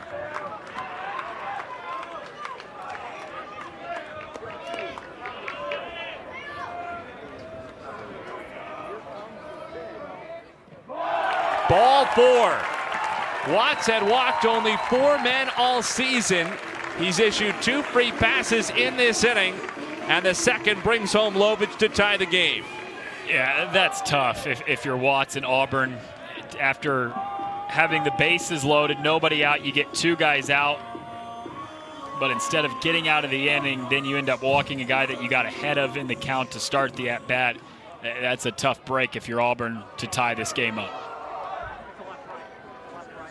And now it is the pitching coach, Everett Tiefer, down to the Auburn dugout. And he will have the hook with him on Auburn's second visit to Watts. So Bauman got the 4 innings that Auburn wanted. Watts could only get through 2/3. He leaves the bases big school, or a big conference, big school, big program, finding a way in. Yeah, defending national champs, and I know a lot of those pieces gone. Obviously, Paul Skeens, who's making his major league debut tomorrow. Pitch gets away, and Missouri takes the lead. Trevor Austin comes in on a wild pitch from the new pitcher, John Armstrong. Before we could even introduce him to you, it's 6-5 Mizzou. Yeah, not the way Armstrong wanted to start his day. I mean, and he's thrown in there in a tough situation. Bases loaded is what he inherits, but on the first pitch, a little bit wild. Throws it behind the batter. Every runner takes off, including Austin, who scores and gives Mizzou the lead back. And when we talked about the bullpen, Butch Thompson's, the first name out of his mouth was John Armstrong. Mentioned him alongside Cannon and Carlson. And some of those top bullpen names, especially with Cam Tilley, one of their other exciting freshmen, having picked up an oblique injury last weekend. He's not available for this series. 14th appearance for Armstrong this year. Been very good. A lot of strikeouts in those 31 2/3. Garcia sends one high and deep into left. Is it deep enough? Not quite. The Mainers have to make the catch, but Missouri scores 3 to go on top. Couple of Watts so far. 2 in the second for Mizzou, 2 in the third, 3 in the fourth for Auburn, 1 in the fourth, 3 in the fifth for Missouri. And so already a couple of ties, a couple of lead changes. And as it stands, Jacob Peden is set up for the win out of Missouri's bullpen, but a 1-run lead hardly even counts in this game. Yeah, it's been wild back and forth. Hitting's been really good, but I think also pitching being not so good today on both sides has helped the cause as well. I thought Tanner Bauman was pretty solid today in the 4 innings. They got exactly what they wanted out of him, but Watts comes in, a guy who's pretty reliable to get you 4 innings. He can only go 2/3 as a part of that back end of the piggyback. Just did not have his kind of stuff today. Irish has a base hit, his second. Third time he's been on in 6 innings, and the traffic continues. Been just 1-2-3 half inning for either team in this game. It was Missouri in the bottom of the third. Lovich, Austin, and Hernandez went 3 up and 3 down against Bauman. And then you saw on that graphic we showed a little bit ago, Mizzou's pitching today between Lunsford and Peden, 9 combined walks or hit batters. Auburn's hitting the ball too. We showed you the 3 solo home runs, but also being helped by Mizzou pitching. Weiss retired for the first time on the sacrifice. Still officially just 1 at bat for him, even though he's come to the plate 4 times in 6 innings. Single, a pair of walks, and now the sacrifice that goes 1-3 in the scorebook. Peden to Daniels. Yeah, I think sack bunting with him is always a good decision because the thought is, well, at minimum, we're going to get the guy to second. He's going to advance the runner. With the speed that he has, he's always capable of beating out a throw if he can put it down in the right spot. So Irish at second, the potential tying run, and Cooper McMurray now the batter. Mentioned it at the time, but Irish did take over the team lead in home runs from McMurray for what? 3 minutes, maybe? 4 minutes? Slice down the left field line. Corona over and reaches back to make the catch for the second out. Doesn't have to be pretty, I guess. As long as you can get the out, you can get the out. I think that's what that smile said. Little grin there. So 2 gone. But the 13th home runs for both Irish and McMurray, respectively, as part of those 3 solo shots for Auburn in the 4th. Butch Thompson mentioned it was good to see the ball flying out in Atlanta on Tuesday. Auburn has not hit for a ton of power this year. He was pleased to see that. Cade Ballou had one of them. But there has been a lot of solo shots today and on Tuesday. Yeah, you could fool me with the fact they don't have much power. 3 home runs in a 4-batter span earlier tonight. 1 ball, 1 strike on Ballou, who has struck out twice and popped up to third. Still only the 6th inning, but that 19-game on-base streak hanging in the balance.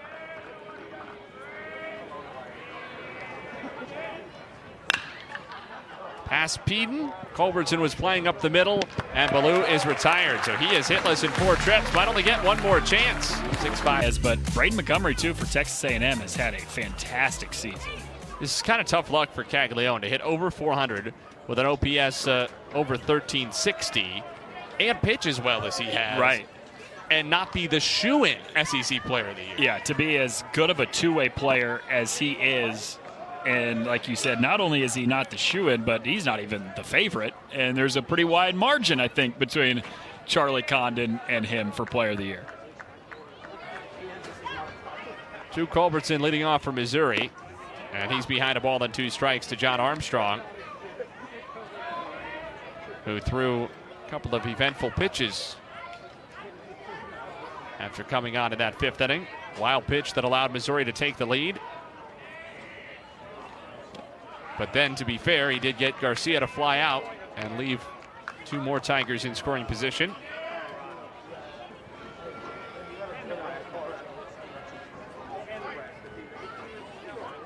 Two balls, 2 strikes. And it goes full.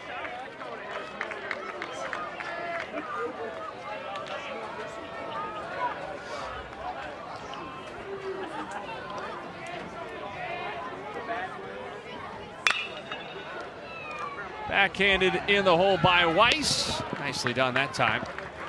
And Culbertson retired for the first out.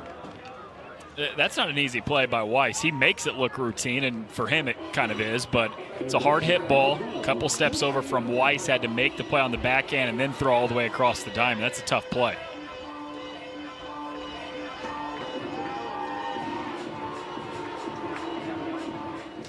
Here's Justin Colon. Opened the scoring with a 2-out, 2-run homer to the left back in the second. And he offered at it with a bunt, strike one. Colon added a single in the fifth inning, came around to score. I think he'd be the player of the game as it stands. Particularly if you factor in that as it stands, Missouri would have won the game. But Weiss has been productive in all four of his plate appearances for Auburn. Irish has reached 3 times, including a homer. Guevara has reached 3 times, and his ACL barely is even back, so that deserves a little consideration. Chopped back toward the mound. Nicely played by Armstrong. Not easy for a sidewinding right-hander falling off to the first base side to spring back and get that one, but he did. Sunday, the Rally Cap crew will break down the week that was in baseball and softball, highlights, analysis, interviews, all the good stuff. They'll get you set for the look ahead of the upcoming week's best matchup. Coverage begins 9 Eastern, 8 Central on the SEC Network and the ESPN app. They'll be able to break down tomorrow's SEC softball championship game. Missouri will play the winner of Florida and Texas A&M down at Jane B. Moore Field in Auburn. Florida's up 5-2 in the fourth inning on the Yankees, so a potential rematch of the 2013 SEC softball championship game, Missouri's first year in the league. That Rally Cap promo, they'll be able by that time to also break down the 64-team field for the softball tournament. That's 7 p.m. Eastern, ESPN2, the softball selection show. And you can flip right over for Rally Cap of the SEC Network at 9 Eastern.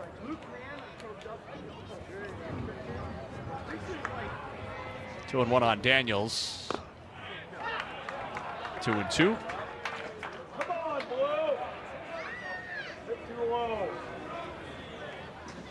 So I would imagine the upcoming week's best matchups will focus a lot on the SEC teams that qualify for regionals on the softball side, but still plenty of intrigue in baseball as well, heading toward the last week. John Armstrong for Auburn. 6, 7, and 8 scheduled for the visitors. And it's ball one to Caden Green. Will be followed by Mason Mainers and Cale Strickland.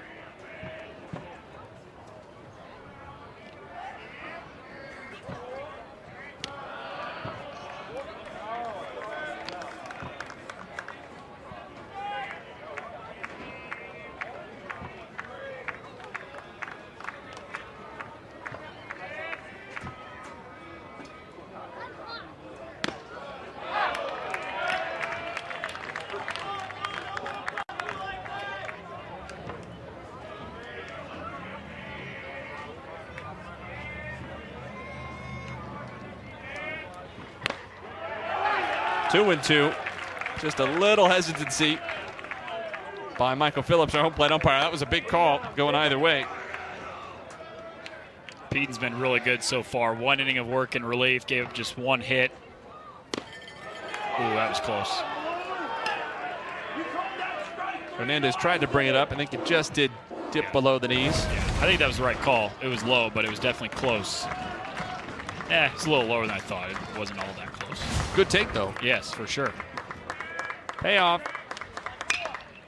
Green rockets one off Daniels' glove into short right. Leadoff single for Caden Green. His second hit. And the Auburn traffic continues on the base paths. Great job with 2 strikes right after taking one that was relatively close to work the count full. Got behind it a little bit, but still was able to shoot it into right field. A play that Daniels could have potentially made, but that ball came scorching in. It was tough. Auburn has had a runner reach scoring position in every inning in this game. Another huge jump. Auburn has been ultra aggressive and taken off early. And Green stole that one off Peden and then some. He was halfway to second base before the pitch even was released. Oh, yeah, fantastic jump. There's not even a play for Hernandez to make. And Hernandez has been good. He's thrown out a couple guys today, but still, like you said, Auburn, they're a top 3 team in the SEC stealing bases, so they do this all the time. But even after Hernandez threw a couple guys out, they still are running, and they've stolen 2 or 3 in a row now. 1 ball, 1 strike on Mainers, who is 0 for 1 officially. Ground out. He's also been hit by a pitch and walked. And he bunts foul twice. Interestingly, even after showing it once, still trying to bunt for a hit in showing it late and dragging it. It seems like maybe it contributed to the ball popping off his bat to the degree that it has.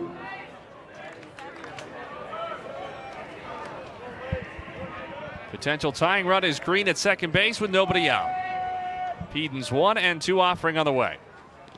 And it runs in and hits Mainers.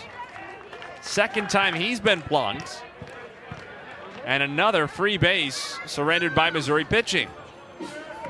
4th hit batter by Missouri pitching tonight. They lead the SEC and most guys hit on the season. Also a lot of walks. I mean, look at that. For Missouri, it's not great for Auburn. They've also given up 6 free passes between walk and hit batters, but Missouri has given up 10. I mean, they've got a 1-run lead right now, and they've still given up 10 free bases. Yeah, I do think it's the story. 6 outs. Strickland shows bunt early. Peden tosses softly back to second. And I think, too, if you're able to get what you need out of Peden, get what you need out of Lucas, if you win the game, great, because then you still have Carter Roosted to make the start tomorrow.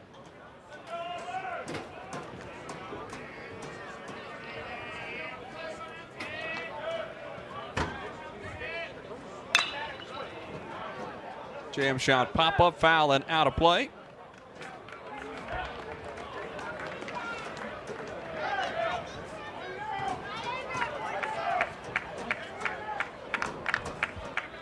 Missouri looking for a double play, but of course the corners have to guard against a potential bunt. A little bit surprised Auburn didn't stick with it.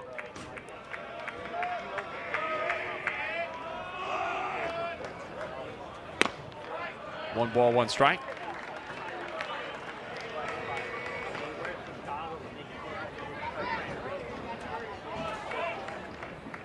Strickland has walked and twice flied out.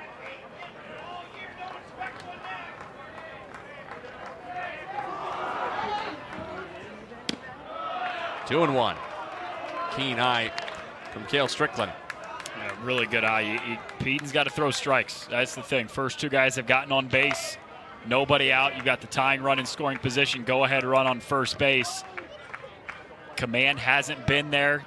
Got to make sure he throws strikes. Strickland didn't show bunt on the 2-1 pitch that just missed. Zoo faithful didn't love that. They thought that was close enough to get a strike. Peden now in danger of walking, the bases loaded. With Guevara on deck, he has not been retired. Strickland punches one into right, turns around. Austin still going, and he dropped it. Austin snatches it with a bare hand off a single bounce, and that saves further damage for Missouri. Each Auburn runner can only move up 90 feet. It'll likely go as Mizzou's first error, and it loads the bases with nobody out. This is a sure-handed guy on defense, too, and Trevor Austin, you said it in the call. He just got turned around a couple different times. Still a play he absolutely should have made, but because of spinning around a couple different times, didn't have a great beat on it, ended up dropping the ball. And bases loaded for Auburn, nobody out. This is your best bullpen arm. The most high-leverage situations over the course of a weekend a lot of times go to Brock Lucas. Threw a couple times last week against South Carolina. 2 scoreless innings on Saturday. Threw again on Sunday after 35 pitches on Saturday. Did give up a couple runs in that Sunday loss for the Tigers. 1 ball, 1 strike on Eric Guevara in the number 9 spot. And the plan here, if you're Missouri, it's got to be that he's got to get 9 outs. You probably wanted Peden to get through this inning, but the first 3 guys all reach base. And so because of that, he inherits, I mean, you said it perfectly, a mess. Nobody out, bases loaded. Crucial to get what you can out of this inning, but really the plan is for him to get 9 outs. Green at third, Maynard second, Strickland first. Just low, 3-1. Missouri dugout has felt a couple of times in this inning that they're getting squeezed, and it's not just the Missouri dugout that feels that way. Guevara ropes it over third, a base hit. Auburn will take the lead. Green scores, Maynard scores, Strickland stops at third. A 2-run double laced off the bat of Eric Guevara. He has reached 4 times in 4 trips, and none bigger than a 2-run double to give Auburn the lead.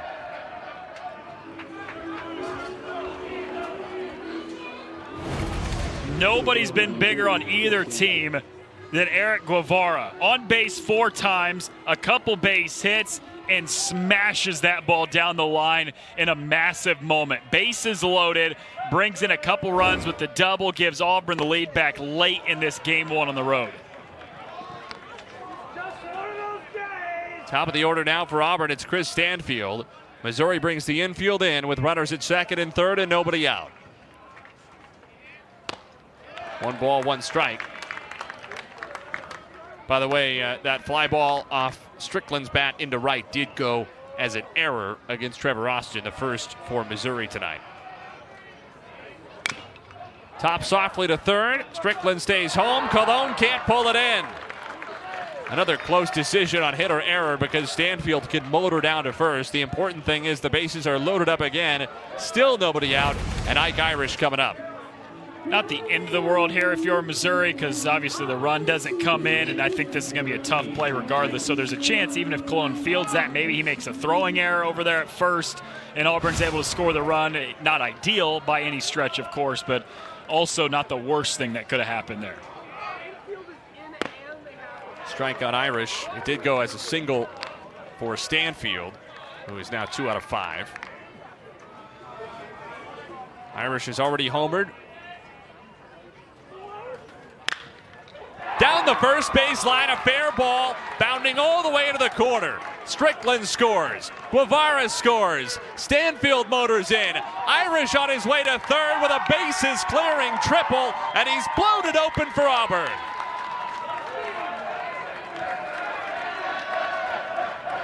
A third hit for Ike Irish. A second, third, and fourth RBI. And he is a double from the cycle. Makes it 10-6 Auburn in the 7th. I said nobody had been bigger than Guevara today. 2 batters later, I think I might be taking that back. A third hit for Irish. 4 runs driven in. He had the home run earlier, but that swing is huge. I know Auburn had already taken the lead, but to provide that kind of insurance on a bases clearing triple, what a swing of the bat from Irish. Now it's Weiss. 1 ball, 1 strike. Good job, Blue. Improvement. Getting better every pitch.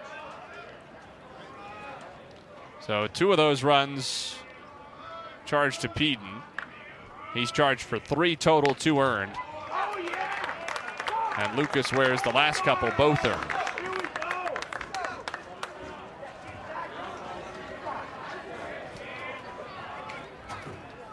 1-2. Weiss thought about it. 2 balls and 2 strikes.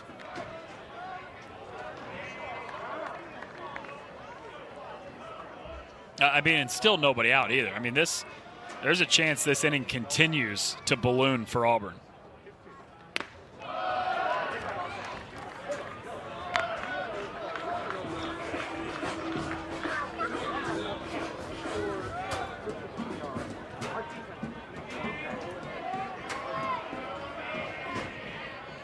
Payoff.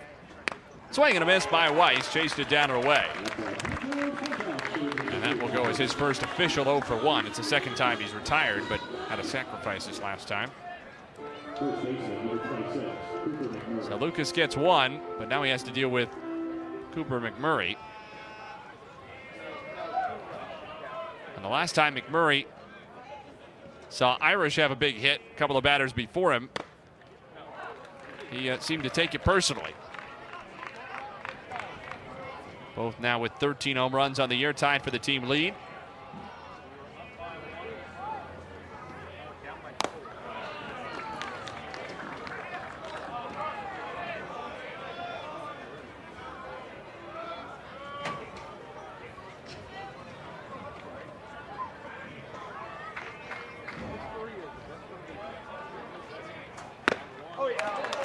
Murray late, 1-2.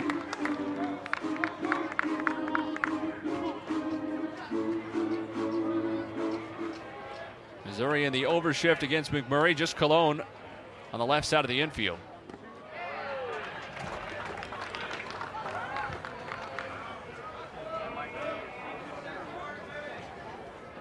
Irish probably could be getting an even bigger lead than he is with how far Cologne is off the third base bag. 2-2.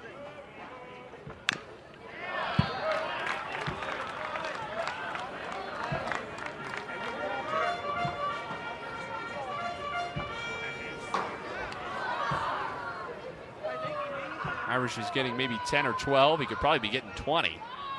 This Cologne is way off. Inside, it's full.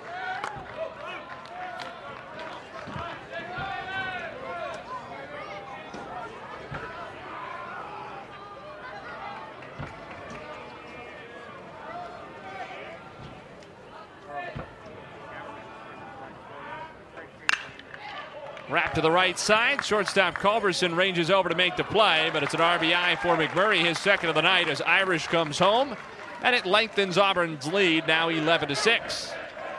A trade-off you'll take if you're Auburn every single time. Just continue to bring in some insurance runs. A 6-run inning now pushes that lead up to 5 runs. You'll happily give that out away if it means scoring another run.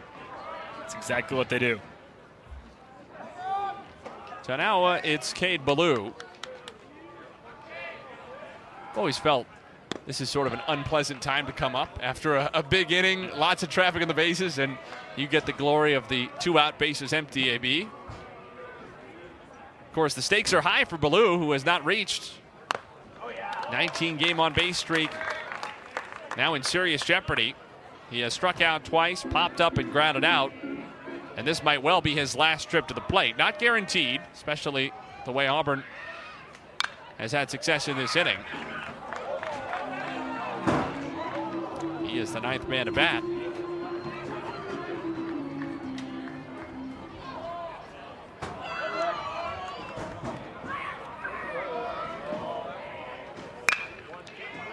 A lunging poke into short center. Long run for Lovich, but he is there, and the inning is over. No runs, but then Auburn just exploded for 6 runs in the 7th inning.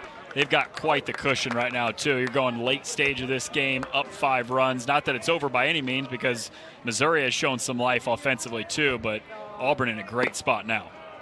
I was going to say, especially because of all the comebacks we've seen in this game, the sort of 4 or 5 run lead area is kind of a funny one. On the one hand, with 9 outs still to get, it's far from over.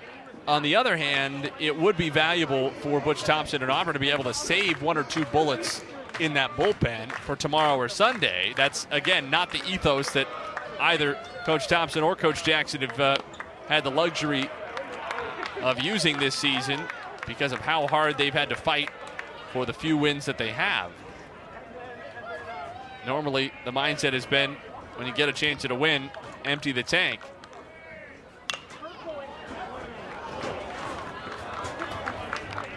At the same time, Butch Thompson well aware that even with all those close losses, a series victory in the SEC has still eluded Auburn this season. Missouri has just the 1, a sweep of Florida in this ballpark, but 1 is a lot more than 0, especially mentally. Lovich gets the walk on the payoff pitch. So how this inning goes might go a long way to determining just how many of his top guys Thompson has to use down the stretch. I agree with that. If you get out of this inning, you don't allow a run. You got a 5-run lead going in the 8th inning and only need 6 more outs to get. Not that the game's over by any means, but you're feeling pretty good that maybe you don't have to empty the tank and go to one of your better relief arms. But if Missouri tacks on 1 or 2 in this inning, and then all of a sudden you're thinking, all right, this game's close again, and you might have to do just that.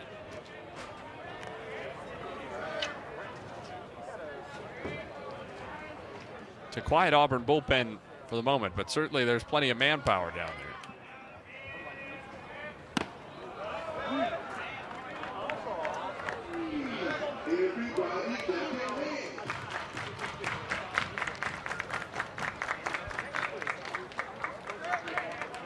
The 1-1 pitch to Austin.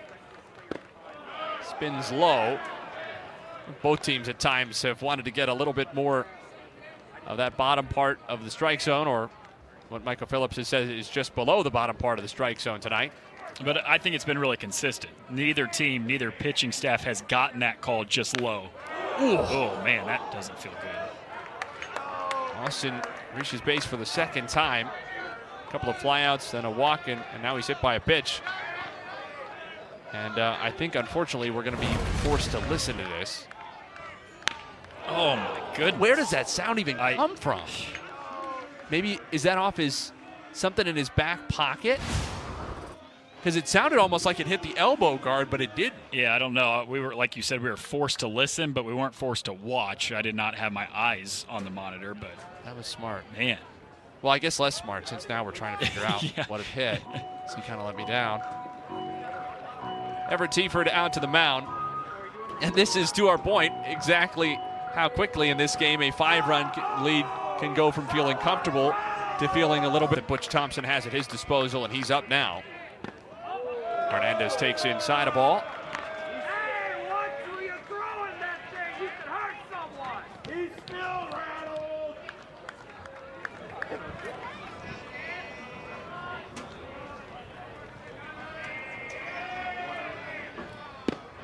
And low again, 2 balls, no strikes. You're in an interesting spot here if you're Missouri. I think you got to make them come at you with some strikes. A couple guys on with a walk and a hit by pitch. Now you're ahead 2-0. If you're Hernandez, I'm not saying it's a red light. Fisted into short right, and it drops. Would you believe that? Lovich is going to come in to score easily. Austin motors on to third. A Dutch Snort RBI single for Jadier Hernandez. And Missouri, with still nobody out, has the potential tying run as far as the on-deck circle. Then again, what do I know? Green light in full effect there, and why not for Hernandez, who bloops that down, drives in a run. That was in on the hands, too. That's not a terrible pitch. But able to loop it in shallow right field, scores a run, keeps things going for Missouri with runners on the corners and nobody out. And that was in such a perfect spot. It took McMurray and Ballou so long to get to it that in the end, Bryson LeBlanc, Missouri's third base coach, had no choice but to send Lovich home. Initially, I think he's putting up the stop sign. That's, of course, the mindset of any third base coach trailing by 5 runs. Is it's going to be stop sign after stop sign, especially with nobody out in the inning, play station to station. But that ball was still sitting idly out on the outfield grass. Danny Corona just tried to hit a grand slam with only 2 men on. 1 ball, 1 strike. Corona 1 for 3 with that 4th inning double.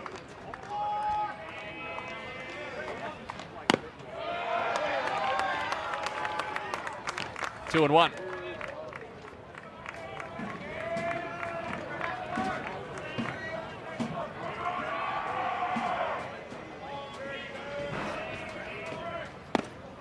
And it's 2 and 2. Another big cut by Corona. We'll see if he can shorten up now with 2 strikes. As Missouri ultimately still just needs base runners. Certainly a 3-run homer would be helpful, but it's not enough. Yeah, it doesn't need to all be done in one swing of the bat. Swing and a miss by Corona, chasing the slider. First out of the inning for Auburn. And it brings up Mateo Cerna. It's a good pitch. The slider comes low and inside. There's just absolutely nothing Corona can do with that pitch.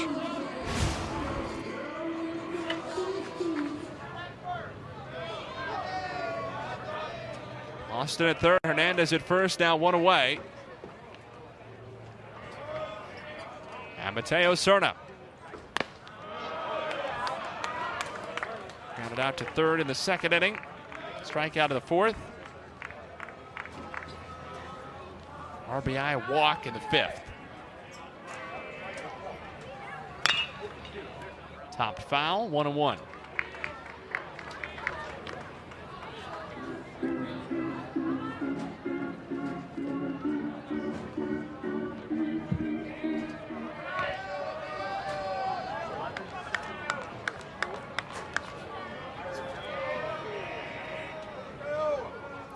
One and one. Cerna, right side, off McMurray's glove, but still Armstrong covering, but his foot was off the bag. Wow. Missouri scores again on what will go as an RBI single, I suppose, for Mateo Cerna. McMurray nearly got his webbing to it. Green and Armstrong alertly reacted. This probably still should have been an out. Couple things have to go Missouri's way here. First, the deflection off the glove. And then the flip. And the foot is just not quite on the bag to cover. You get a run come in and no outs. So now it's Matt Garcia who represents the potential tying run at the plate. 6 runs for Auburn in the top of this inning to take the lead. Missouri already has cut the deficit from 5 down to 3. Outside 2-0. It has been a pretty tight strike zone this entire game. I think it's only gotten tighter as we move into the later innings. It hurt Missouri in the top of the 7th inning, benefiting the Tigers now. And this Mizzou crowd, after we came back for the bottom of the 7th, saying the life had been sucked out of Taylor Stadium, is right back into it, cheering or jeering or some combination of both for Cale Strickland's visit to the mound. Rally caps are working. Love the early rally, too. If you're down 5, why wait for the 9th? Yeah, no reason to wait for the 9th. You start the rally early.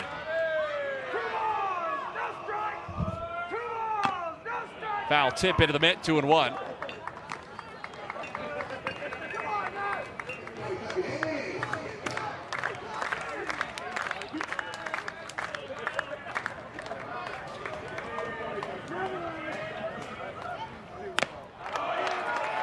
Three and one.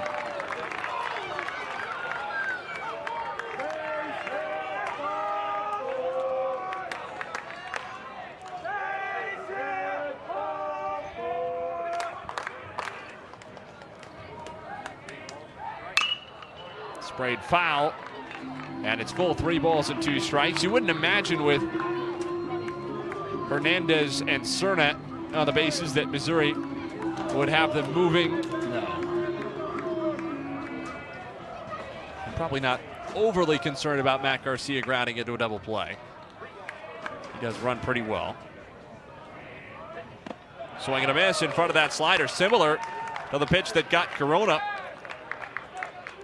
Second out of the inning, and it brings up Drew Culbertson, who it feels these last couple of SEC series often bats in big spots, but again, that slider down and into the lefty batter that you like so much, but it got Corona.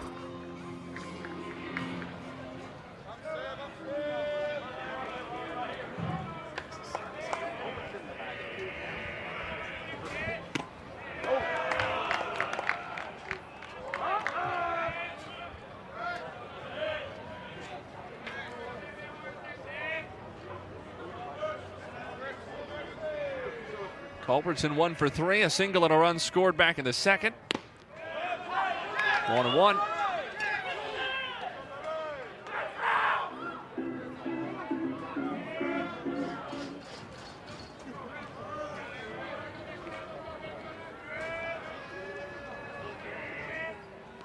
And he hits Culbertson. Another free base in a night full of them. I tell you what, is this a Friday night in the SEC or a Tuesday night in March? Yeah, it's a great question.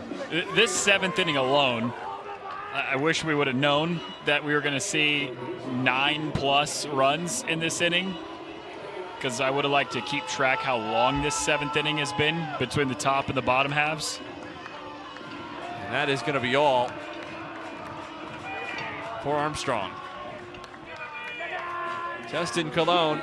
Not that you're necessarily trying to tie it with one swing of the bat. I think that's the wrong approach. But Garcia, obviously, because we've seen, or rather, Colon obviously has that capability because we've seen it earlier tonight.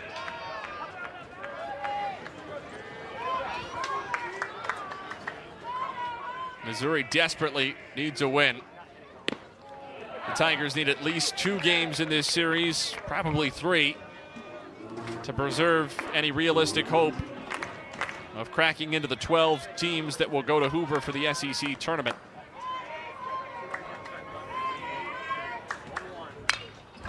Missouri trails the final Hoover slot by 2 games with 6 to play, counting tonight, chasing LSU and Ole Miss. LSU leads by 2 in the 8th inning in Tuscaloosa. Ole Miss trails by 1 at home in the 5th against Texas A&M. Carlson's 1-2 pitch. Colon checked his swing and he takes outside. Appeal down to first and he did not go, according to John Brammer, our first base umpire.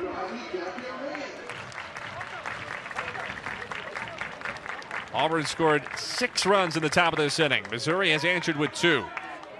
The bases are full with 2 down. The 2-2 delivery. Colon sends it in the air to center. Should be simple for Stanfield. And the inning is over. Missouri scores 2, leaves 3. Auburn still up 11-8. 3 runs. And it's 6-7-8 for Auburn for the 2nd straight inning after Auburn batted around in the 7th inning, scoring 6. And it was the first 6 guys at the plate, too. All reached base, all came around to score. Caden Green will be followed by Mainers and Strickland. Green had that 2-run double that got Auburn on the board with 2 outs back in the 3rd. That tied the game at 2. Auburn then went in front 5-2 in the 4th. Missouri answered with 1 in the 4th and 3 in the 5th to go up 6-5.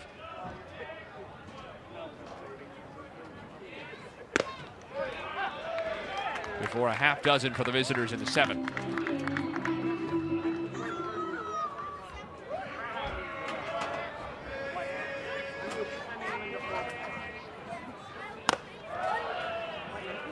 Leadoff walk issued to Green.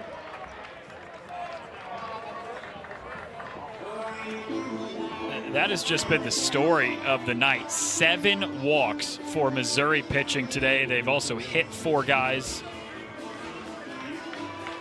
Auburn's done their job hitting, too. You don't put up 11 runs without getting some timely hits, and they've done that today. 3 home runs, a 6-run inning, but, man, Missouri pitching just hasn't helped themselves out today. Speaking of, Mainers is a good example because he has reached base 3 times without a hit. Ground out, hit by pitch, walk, hit by pitch again.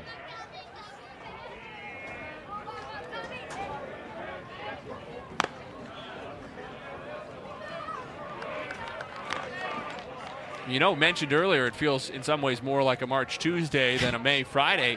That should work to Auburn's advantage because if there's one thing that's brought out the best in Auburn, it's playing anywhere but the SEC. Auburn has been quite good in the non-conference, even against a rigorous schedule.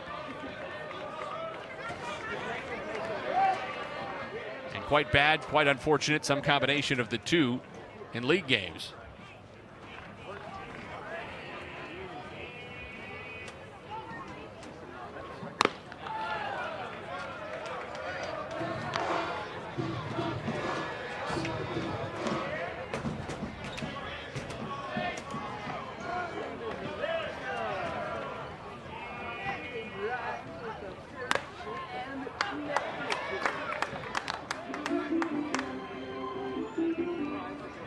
Game 2 of this series tomorrow, 3 Central.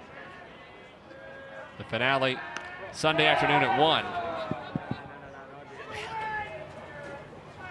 This has not been very well played baseball tonight. 3 errors combined between the two teams, but there's been a lot of stuff like that where nothing's going to go down as an error there, but feel free to tweet your thoughts. Pitch is outside for a ball to Cale Strickland, who is officially 0 for 3 with a walk. He has essentially flied out 3 times. He's hit it well, a couple of those, but reached on an error when Trevor Austin dropped one in deep right back in the 7th, and Strickland came in to score one of those 6 runs for Auburn. And Tim Jamison is thinking it's time for a little chat here, with Quinn having missed with 9 out of his 11 pitches to start this outing. A walk to Green, another one to Mainers.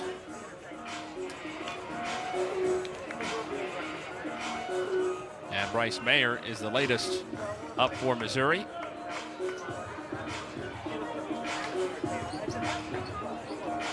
Obviously, at this point, Missouri would want to save Carter Rustad, trailing by 3 runs for a potential start tomorrow, though it would be interesting if Mizzou could keep the deficit somewhere in this ballpark, or one way or the other take a 1 or 2 run lead going into the 9th inning.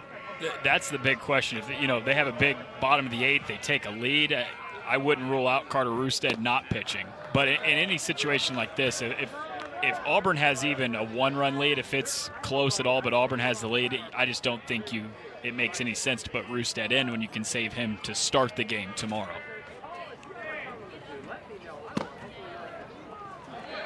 3-0 on Strickland.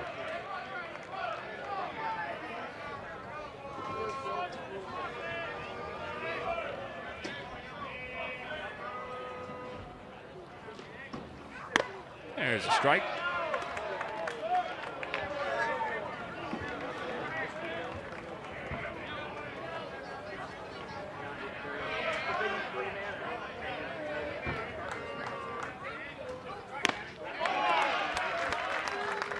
And it's back full.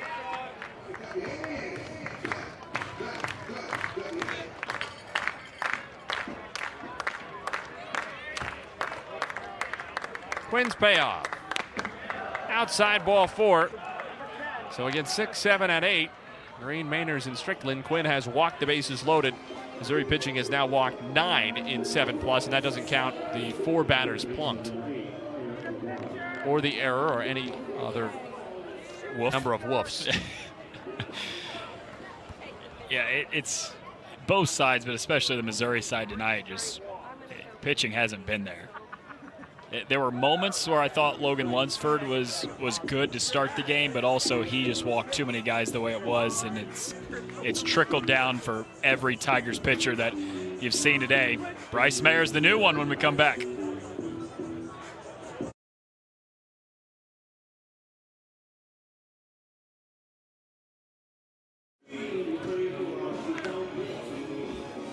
Bryce Mayer comes on for Missouri after Victor Quinn faced 3 batters and walked them all. So with Auburn already up 11-8 in the 8th inning, the bases are loaded for the visitors with nobody out. And the 9th place hitter, Eric Guevara, who has already been very good in this game. Pair of hit by pitches. 2-run double his last time in the 7th inning. Will get an opportunity to add to his stat line. Probably trailing only Ike Irish for player of the game as it currently stands. 13 free bases Missouri pitching has given away tonight. Mizzou has also made 1 error. And that's really the difference, Noah, because this game was neck and neck through the first 5 innings when both pitching staffs were essentially going tit for tat in giving bases away. Missouri has pulled ahead with drastically great authority in these last couple innings, and it's really cost them to the tune of 6 Auburn runs in the 7th, which, to be fair, were earned on a couple of big hits. Yes. The 3-run Irish triple after the 2-run Guevara double. Yeah, each time we talk about all the free passes Missouri's given up, I feel like we're sliding a little bit of what Auburn has done today offensively, because they have hit the ball hard and they've come up with some very timely hits as well throughout this game. So I think a lot of credit should be given to Auburn's offense today, because they have hit the ball around, but they've also been helped out. And if you're Auburn, you're fine with that. You'll take every free pass that Mizzou's willing to give you. A close miss there to make it 2-0 on Guevara. And Kerrick Jackson did something very unusual for him, which was to step forward from his little office in the back of the dugout, almost to the edge of the turf, and get Michael Phillips' attention, the home plate umpire, to confirm exactly where the pitch missed. 3 balls, 1 strike.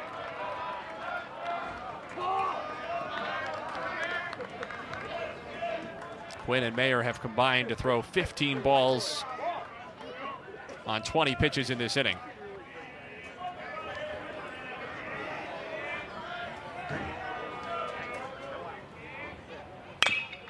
Shot back to the mound. Mayer comes home. Hernandez goes to first, double play.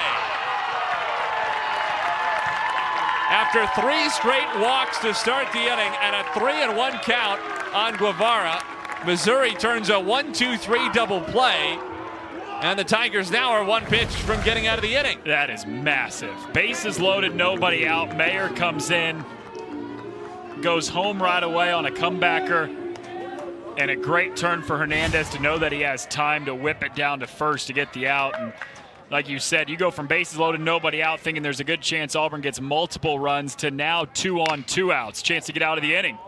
Bounce to Culbertson, it's short, and Missouri, in the span of 2 pitches, gets out of the inning clean after Auburn loaded the bases with nobody out. About a 13 most likely, with 12 teams in the top 30 in the RPI. Brock Daniels waves and misses. This Taylor Stadium crowd, whoever's left, trying to galvanize Missouri's offense. It does feel, though, this is a big inning for Missouri, if it's going to happen. Top of the order against Carlson, after somehow Mizzou wiggled out of a bases loaded, nobody out potential Auburn rally. Yeah, the whole point here is you're trying to carry that momentum in from what you just did in the top of the set, or top of the 8th. Bases loaded, nobody out, double play ball, and then ground out on the next 2 pitches to get out of that inning without allowing a run. You keep this game manageable. Now, you're still down 3 runs with only 6 outs to work with, so it's not easy by any stretch, but like you said, top of the order, this feels like the moment you got to go, and you got to try to get at least 1 or 2 in this inning if you're Missouri to give yourself somewhat of a chance.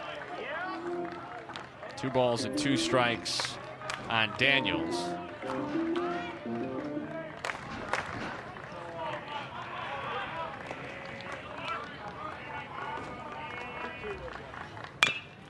Top softly toward the mound. It spins away from Carlson, and Daniels has a fortuitous infield single to lead off the 8th.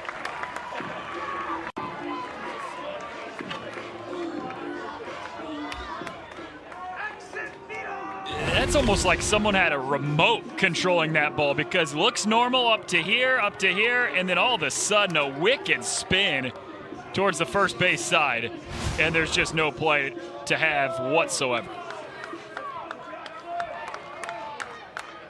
So now Jackson Lovich, who is officially 0 for 2. That'll reach the seats. I mean, Carlson got a good jump off the mound. He was going to have plenty of time to make that play on Daniels, and all of a sudden just a wicked spin from that ball.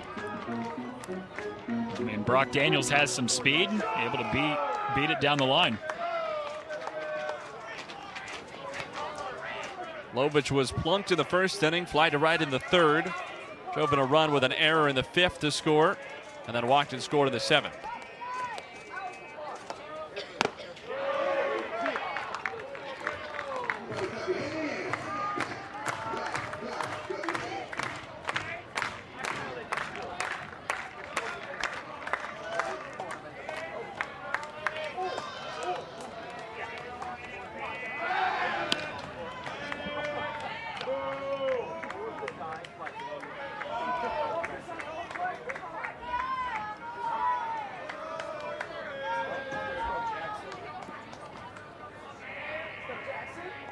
Carlson's 1-1 pitch. Daniels breaks for second, pitches a strike. The throw is late. A risky steal. Down by 3 runs with only 6 outs left. But Daniels got a great jump, and he's in there rather easily in the end, and it at least takes Missouri out of the risk of a double play. I guess the thought process there is, hey, we know Brock Daniels has speed. He can steal bases, and then at the same time, You're down 3 runs. Not that you want to be giving any outs away this late, but at the same time, push the envelope a little bit. Be aggressive. Strike 3 called on Lovich. He goes down looking for the first out.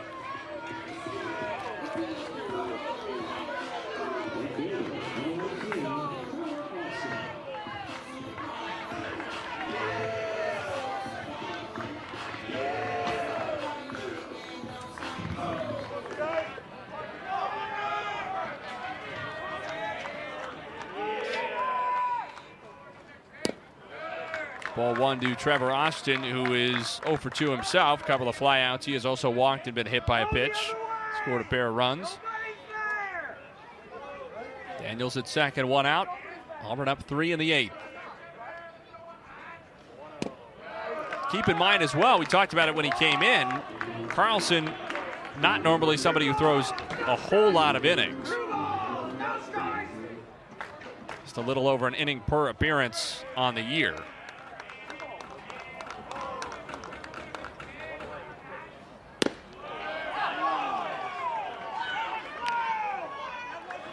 His season high is 3 innings. A couple of weeks ago in Baton Rouge, the Sunday finale against LSU. Went 2/3 of an inning each in back-to-back days last weekend against Ole Miss. 2-2. Got up to 43 pitches in that outing against LSU. 42 in a couple innings against Vanderbilt back in mid-March. He's eclipsed 30 a couple of other times.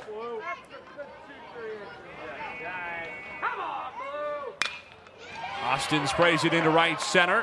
Ballou is there. Daniels tags, and he will scamper up to third without a play. But a critical second out in this 8th inning for Carlson and Auburn. Not a completely wasted out. You get to advance the runner 90 feet up to third, but the trade-off is definitely won by Auburn there. At this point, when there was only 5 outs to work with, you'll give up 90 feet of bases to get an out, and now your defense only has 4 outs to get to take game 1 on the road.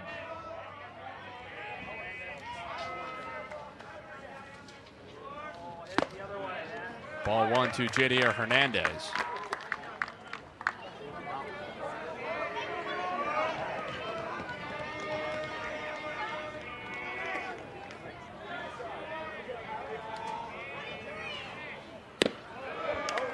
Couple of things to watch out for as well, no matter what, in the 9th inning for Auburn. Ike Irish leading off a double away from the cycle, and then if anybody gets on base, Cade Ballou will get his last chance, you would think. You see Irish in the dugout. Hernandez wraps it through the left side, a base hit. Daniels trots home to score, a 2-out RBI single for Jadier Hernandez, and Missouri trims the deficit down to 2. 3 straight Tigers runs since Auburn put up a half dozen in the 7th. And now that second out does prove to be a little critical for Missouri. At least it was productive to move the runner up 90 feet.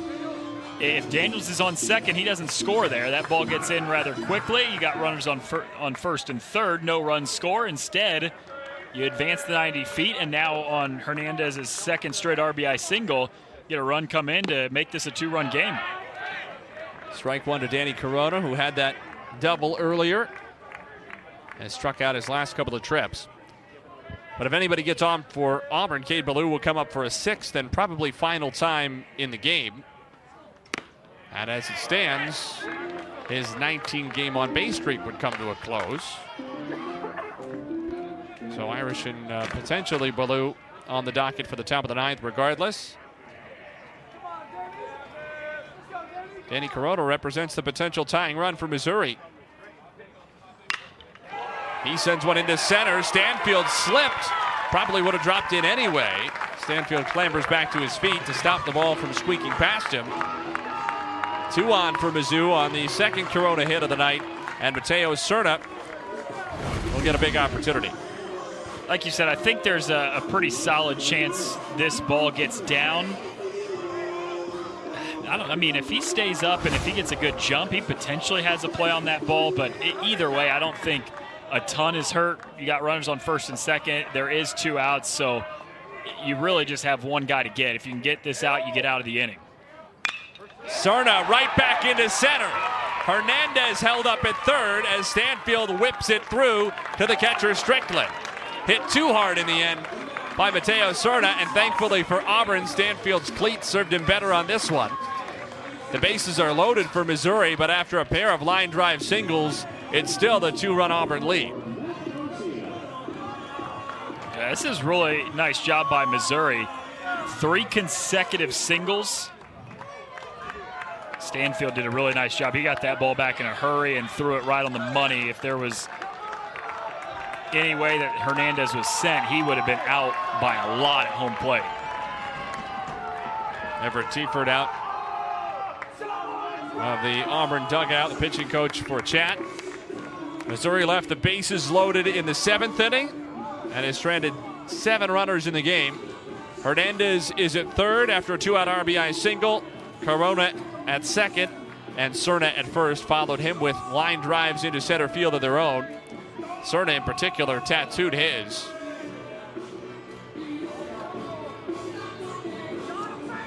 But Hernandez not the fleetest of foot.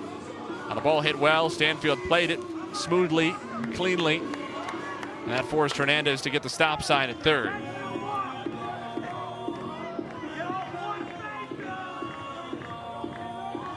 Mound visit is finished, and Derek Jackson chose that moment to come out and have a conversation with Matt Garcia.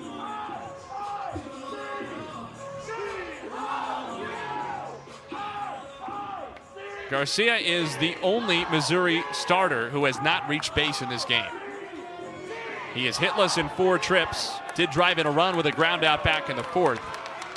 Struck out his last time.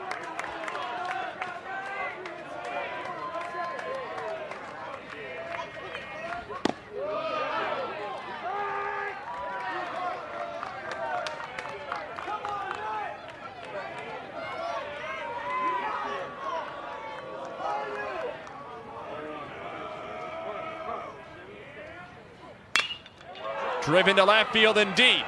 A long run to the warning track. It's off the base of the wall. Hernandez is in. Corona is in. Serna waved around. Missouri takes the lead on a 3-run double by Matt Garcia.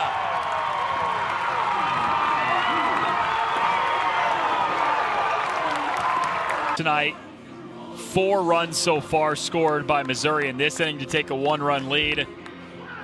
Whatever possible, I guess, to get game 1 of a series is what both coaches are thinking. Butch Thompson has to just be feeling tortured at the moment. There's Drew Culbertson. Culbertson a bunt, rolling up third, and foul. Well watched by Cannon. Strike 1. Should mention, by the way, that Auburn made a defensive change, and a surprising one, in left field at the start of this inning, with Mainers leaving the game, making way for Bobby Pierce, who we were told was not going to play this weekend. But Pierce is in there in left in the 8th.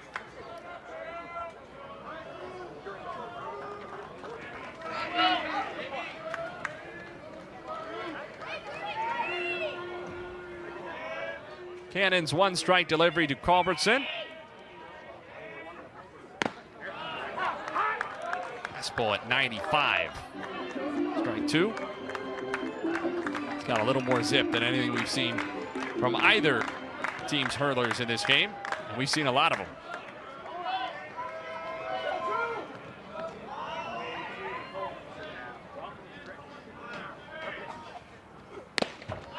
Off the plate away.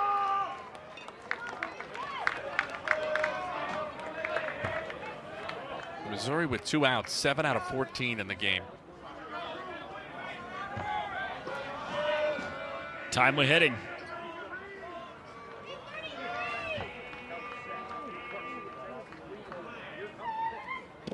Culbertson waves and misses. Cannon gets a strikeout to end the inning, but not. At the 7th inning stretch, it was 11-6 Auburn. The visitors scored half a dozen in the top of the 7th. Top softly up first. Mayer off to get it. He retires Irish. One away. I don't know that you can be any more effective than what Bryce Mayer has been since he's come in. He's recorded 3 outs on 7 pitches. 4 outs if you count the double play. 4, yes, good point. 4 outs now on the double play, and he got a double play ball. 1 pitch later, he got a ground out to end the inning, and then he comes in and 1 pitch into this inning, he gets an out. Here's Cooper Weiss. Missouri scored a pair in the bottom of the 7th to pull within 3, then 4 runs in the 8th, highlighted by a 2-out, 3-run Matt Garcia double. And it's a 1-run Mizzou advantage in a critical game. Weiss to short. Culbertson bobbles. Weiss can fly, and he beat it. The potential tying run is aboard with 1 out on Missouri's 2nd error. That's the last guy you can do that against. There's a lot of other guys up and down the lineup that you can get away with a bobble and still get him out. Cooper Weiss is not one of those guys. Even just the slightest bobble, because Culbertson recovered quickly, but all it takes is 1, and that's enough time for Weiss to get there. And I got to imagine he's already stolen 1 base today. SEC leading 27 stolen bases on the season. At some point in this at-bat, I think Weiss has got to be going.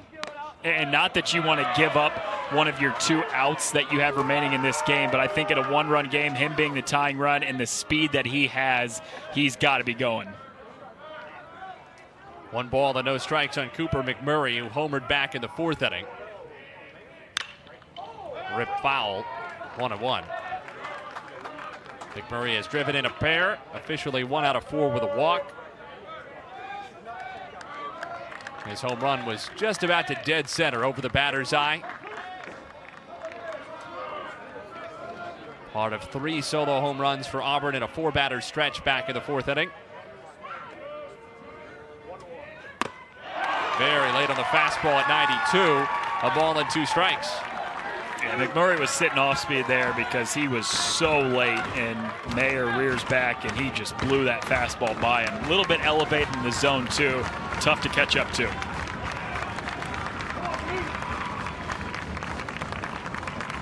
Weiss bouncing at first.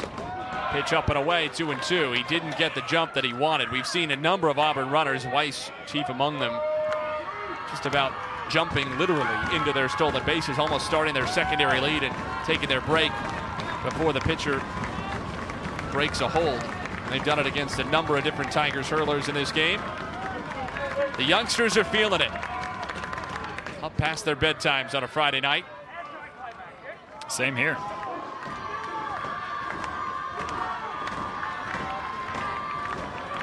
Auburn needs this win to cling to whatever marginal hope remains of reaching Hoover. Full count, and you'd imagine now Weiss almost certainly will be on the move.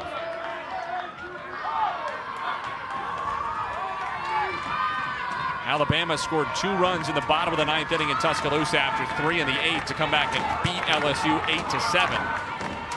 And that's big for Missouri, and it's the only reason that Auburn, or one of the 2 reasons that Auburn still is alive. Weiss breaks, pitches up and away, ball 4. The throw never should have gone down.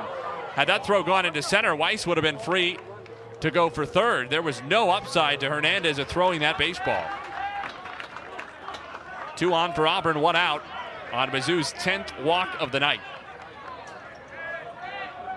Yeah, that's one of those where I know the thought always is when a runner takes off, no matter where that pitch is at, as a catcher, you're up and you're throwing. But on one that really wasn't close to the zone at all, you got to know that's ball 4, and you do not want to risk a ball going into center field with the speed that Weiss has. It doesn't take that ball much into center field for him to be able to take off and get an extra 90 feet. 1 ball, no strikes now on Cade Ballou, who is 0 for 5. A pair of strikeouts, a pop-up, a ground out, and a fly-out. He has not looked comfortable at the plate tonight, but what a moment this would be to extend his 19-game on-base streak that dates all the way back to March. Weiss the potential tying run at 2nd. McMurray the potential go-ahead run at 1st.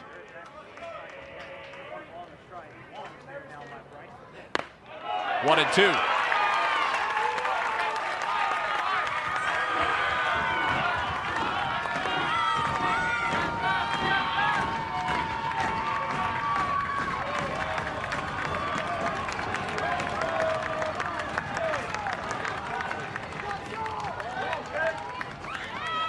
Swing and a miss, strike 3. Ballou retired for the 6th time tonight, and Missouri is an out away from a monster series opening win. Great pitch. Heater a little bit above the belt from Mayer, but massive second out to get. Still a couple runners on base, tying run in scoring position. Go ahead, run on first. But you just need one out, and if you're Mayer, the sole focus is on the batter. And I'm not saying you're completely abandoning the runners. That's not the case. You don't want them to get a massive jump and be able to advance 90 feet, but at the same time, a large majority of your focus is getting one more out, and it's at the batter. 1-0 to Caden Green. Green has a pair of hits and a walk, including a 2-run double all the way back in the 3rd inning that opened the scoring for Auburn. Made it 2-2 at the time. Now 12-11 to Missouri with 2 on and 2 out in the 9th. Bryce Mayer's 1-1 pitch. Bounces into Hernandez, who smothered it beautifully and kept Weiss at second base.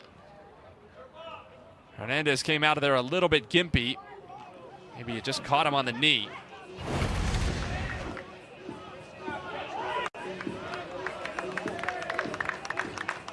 Must have been something in the landing because he looked like he was favoring, what, his left leg? Yeah, I think it was when he got up out of his catcher's position, maybe, because he got up or started to get up pretty quickly. I don't think it was that the ball hit him anywhere.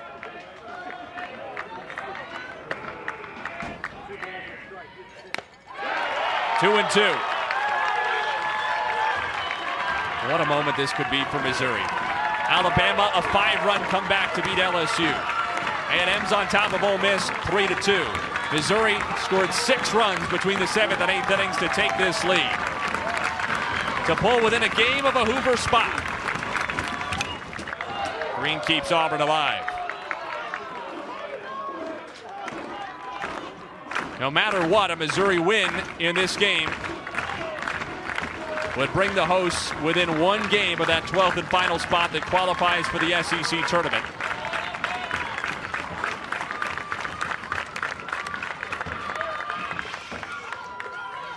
Missouri would be no more than a game back of LSU, potentially only a game back of Ole Miss, with 5 to play after tonight.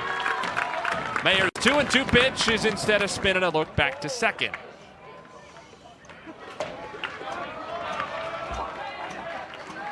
Just trying to keep those runners at bay a little bit. He hasn't thrown a pickoff throw. He's thrown home almost every single time. Make sure those runners know you're looking at them.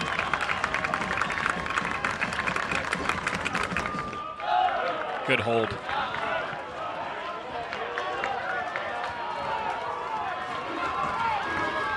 Green forces it full. The runners will be breaking. Certainly now, you'd think any base hit that clears the infield would tie the game for Auburn.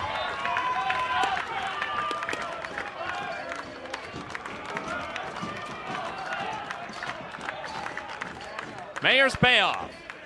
Green swings and tips it back into Hernandez's mitt, and Missouri, from 5 runs down, has come back to win and pull within a game of the final Hoover spot in the SEC standings.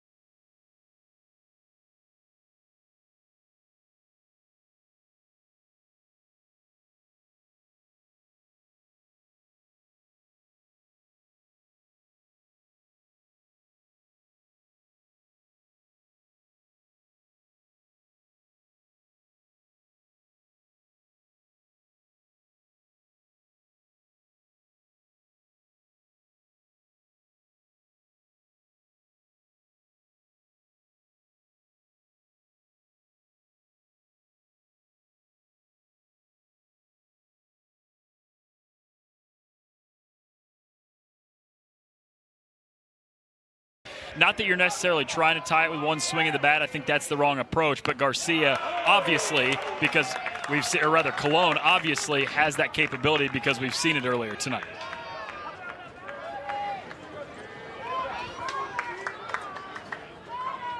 Missouri desperately needs a win. The Tigers need at least 2 games in this series, probably 3, to preserve any realistic hope of cracking into the 12 teams that will go to Hoover for the SEC tournament.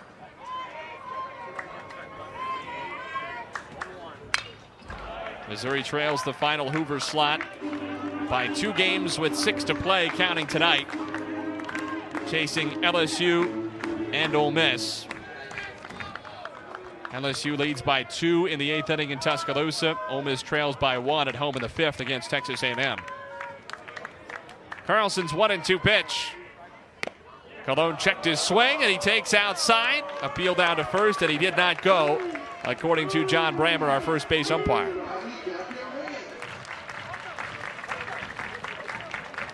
Auburn scored 6 runs in the top of this inning. Missouri has answered with 2. The bases are full with 2 down. The 2-2 delivery.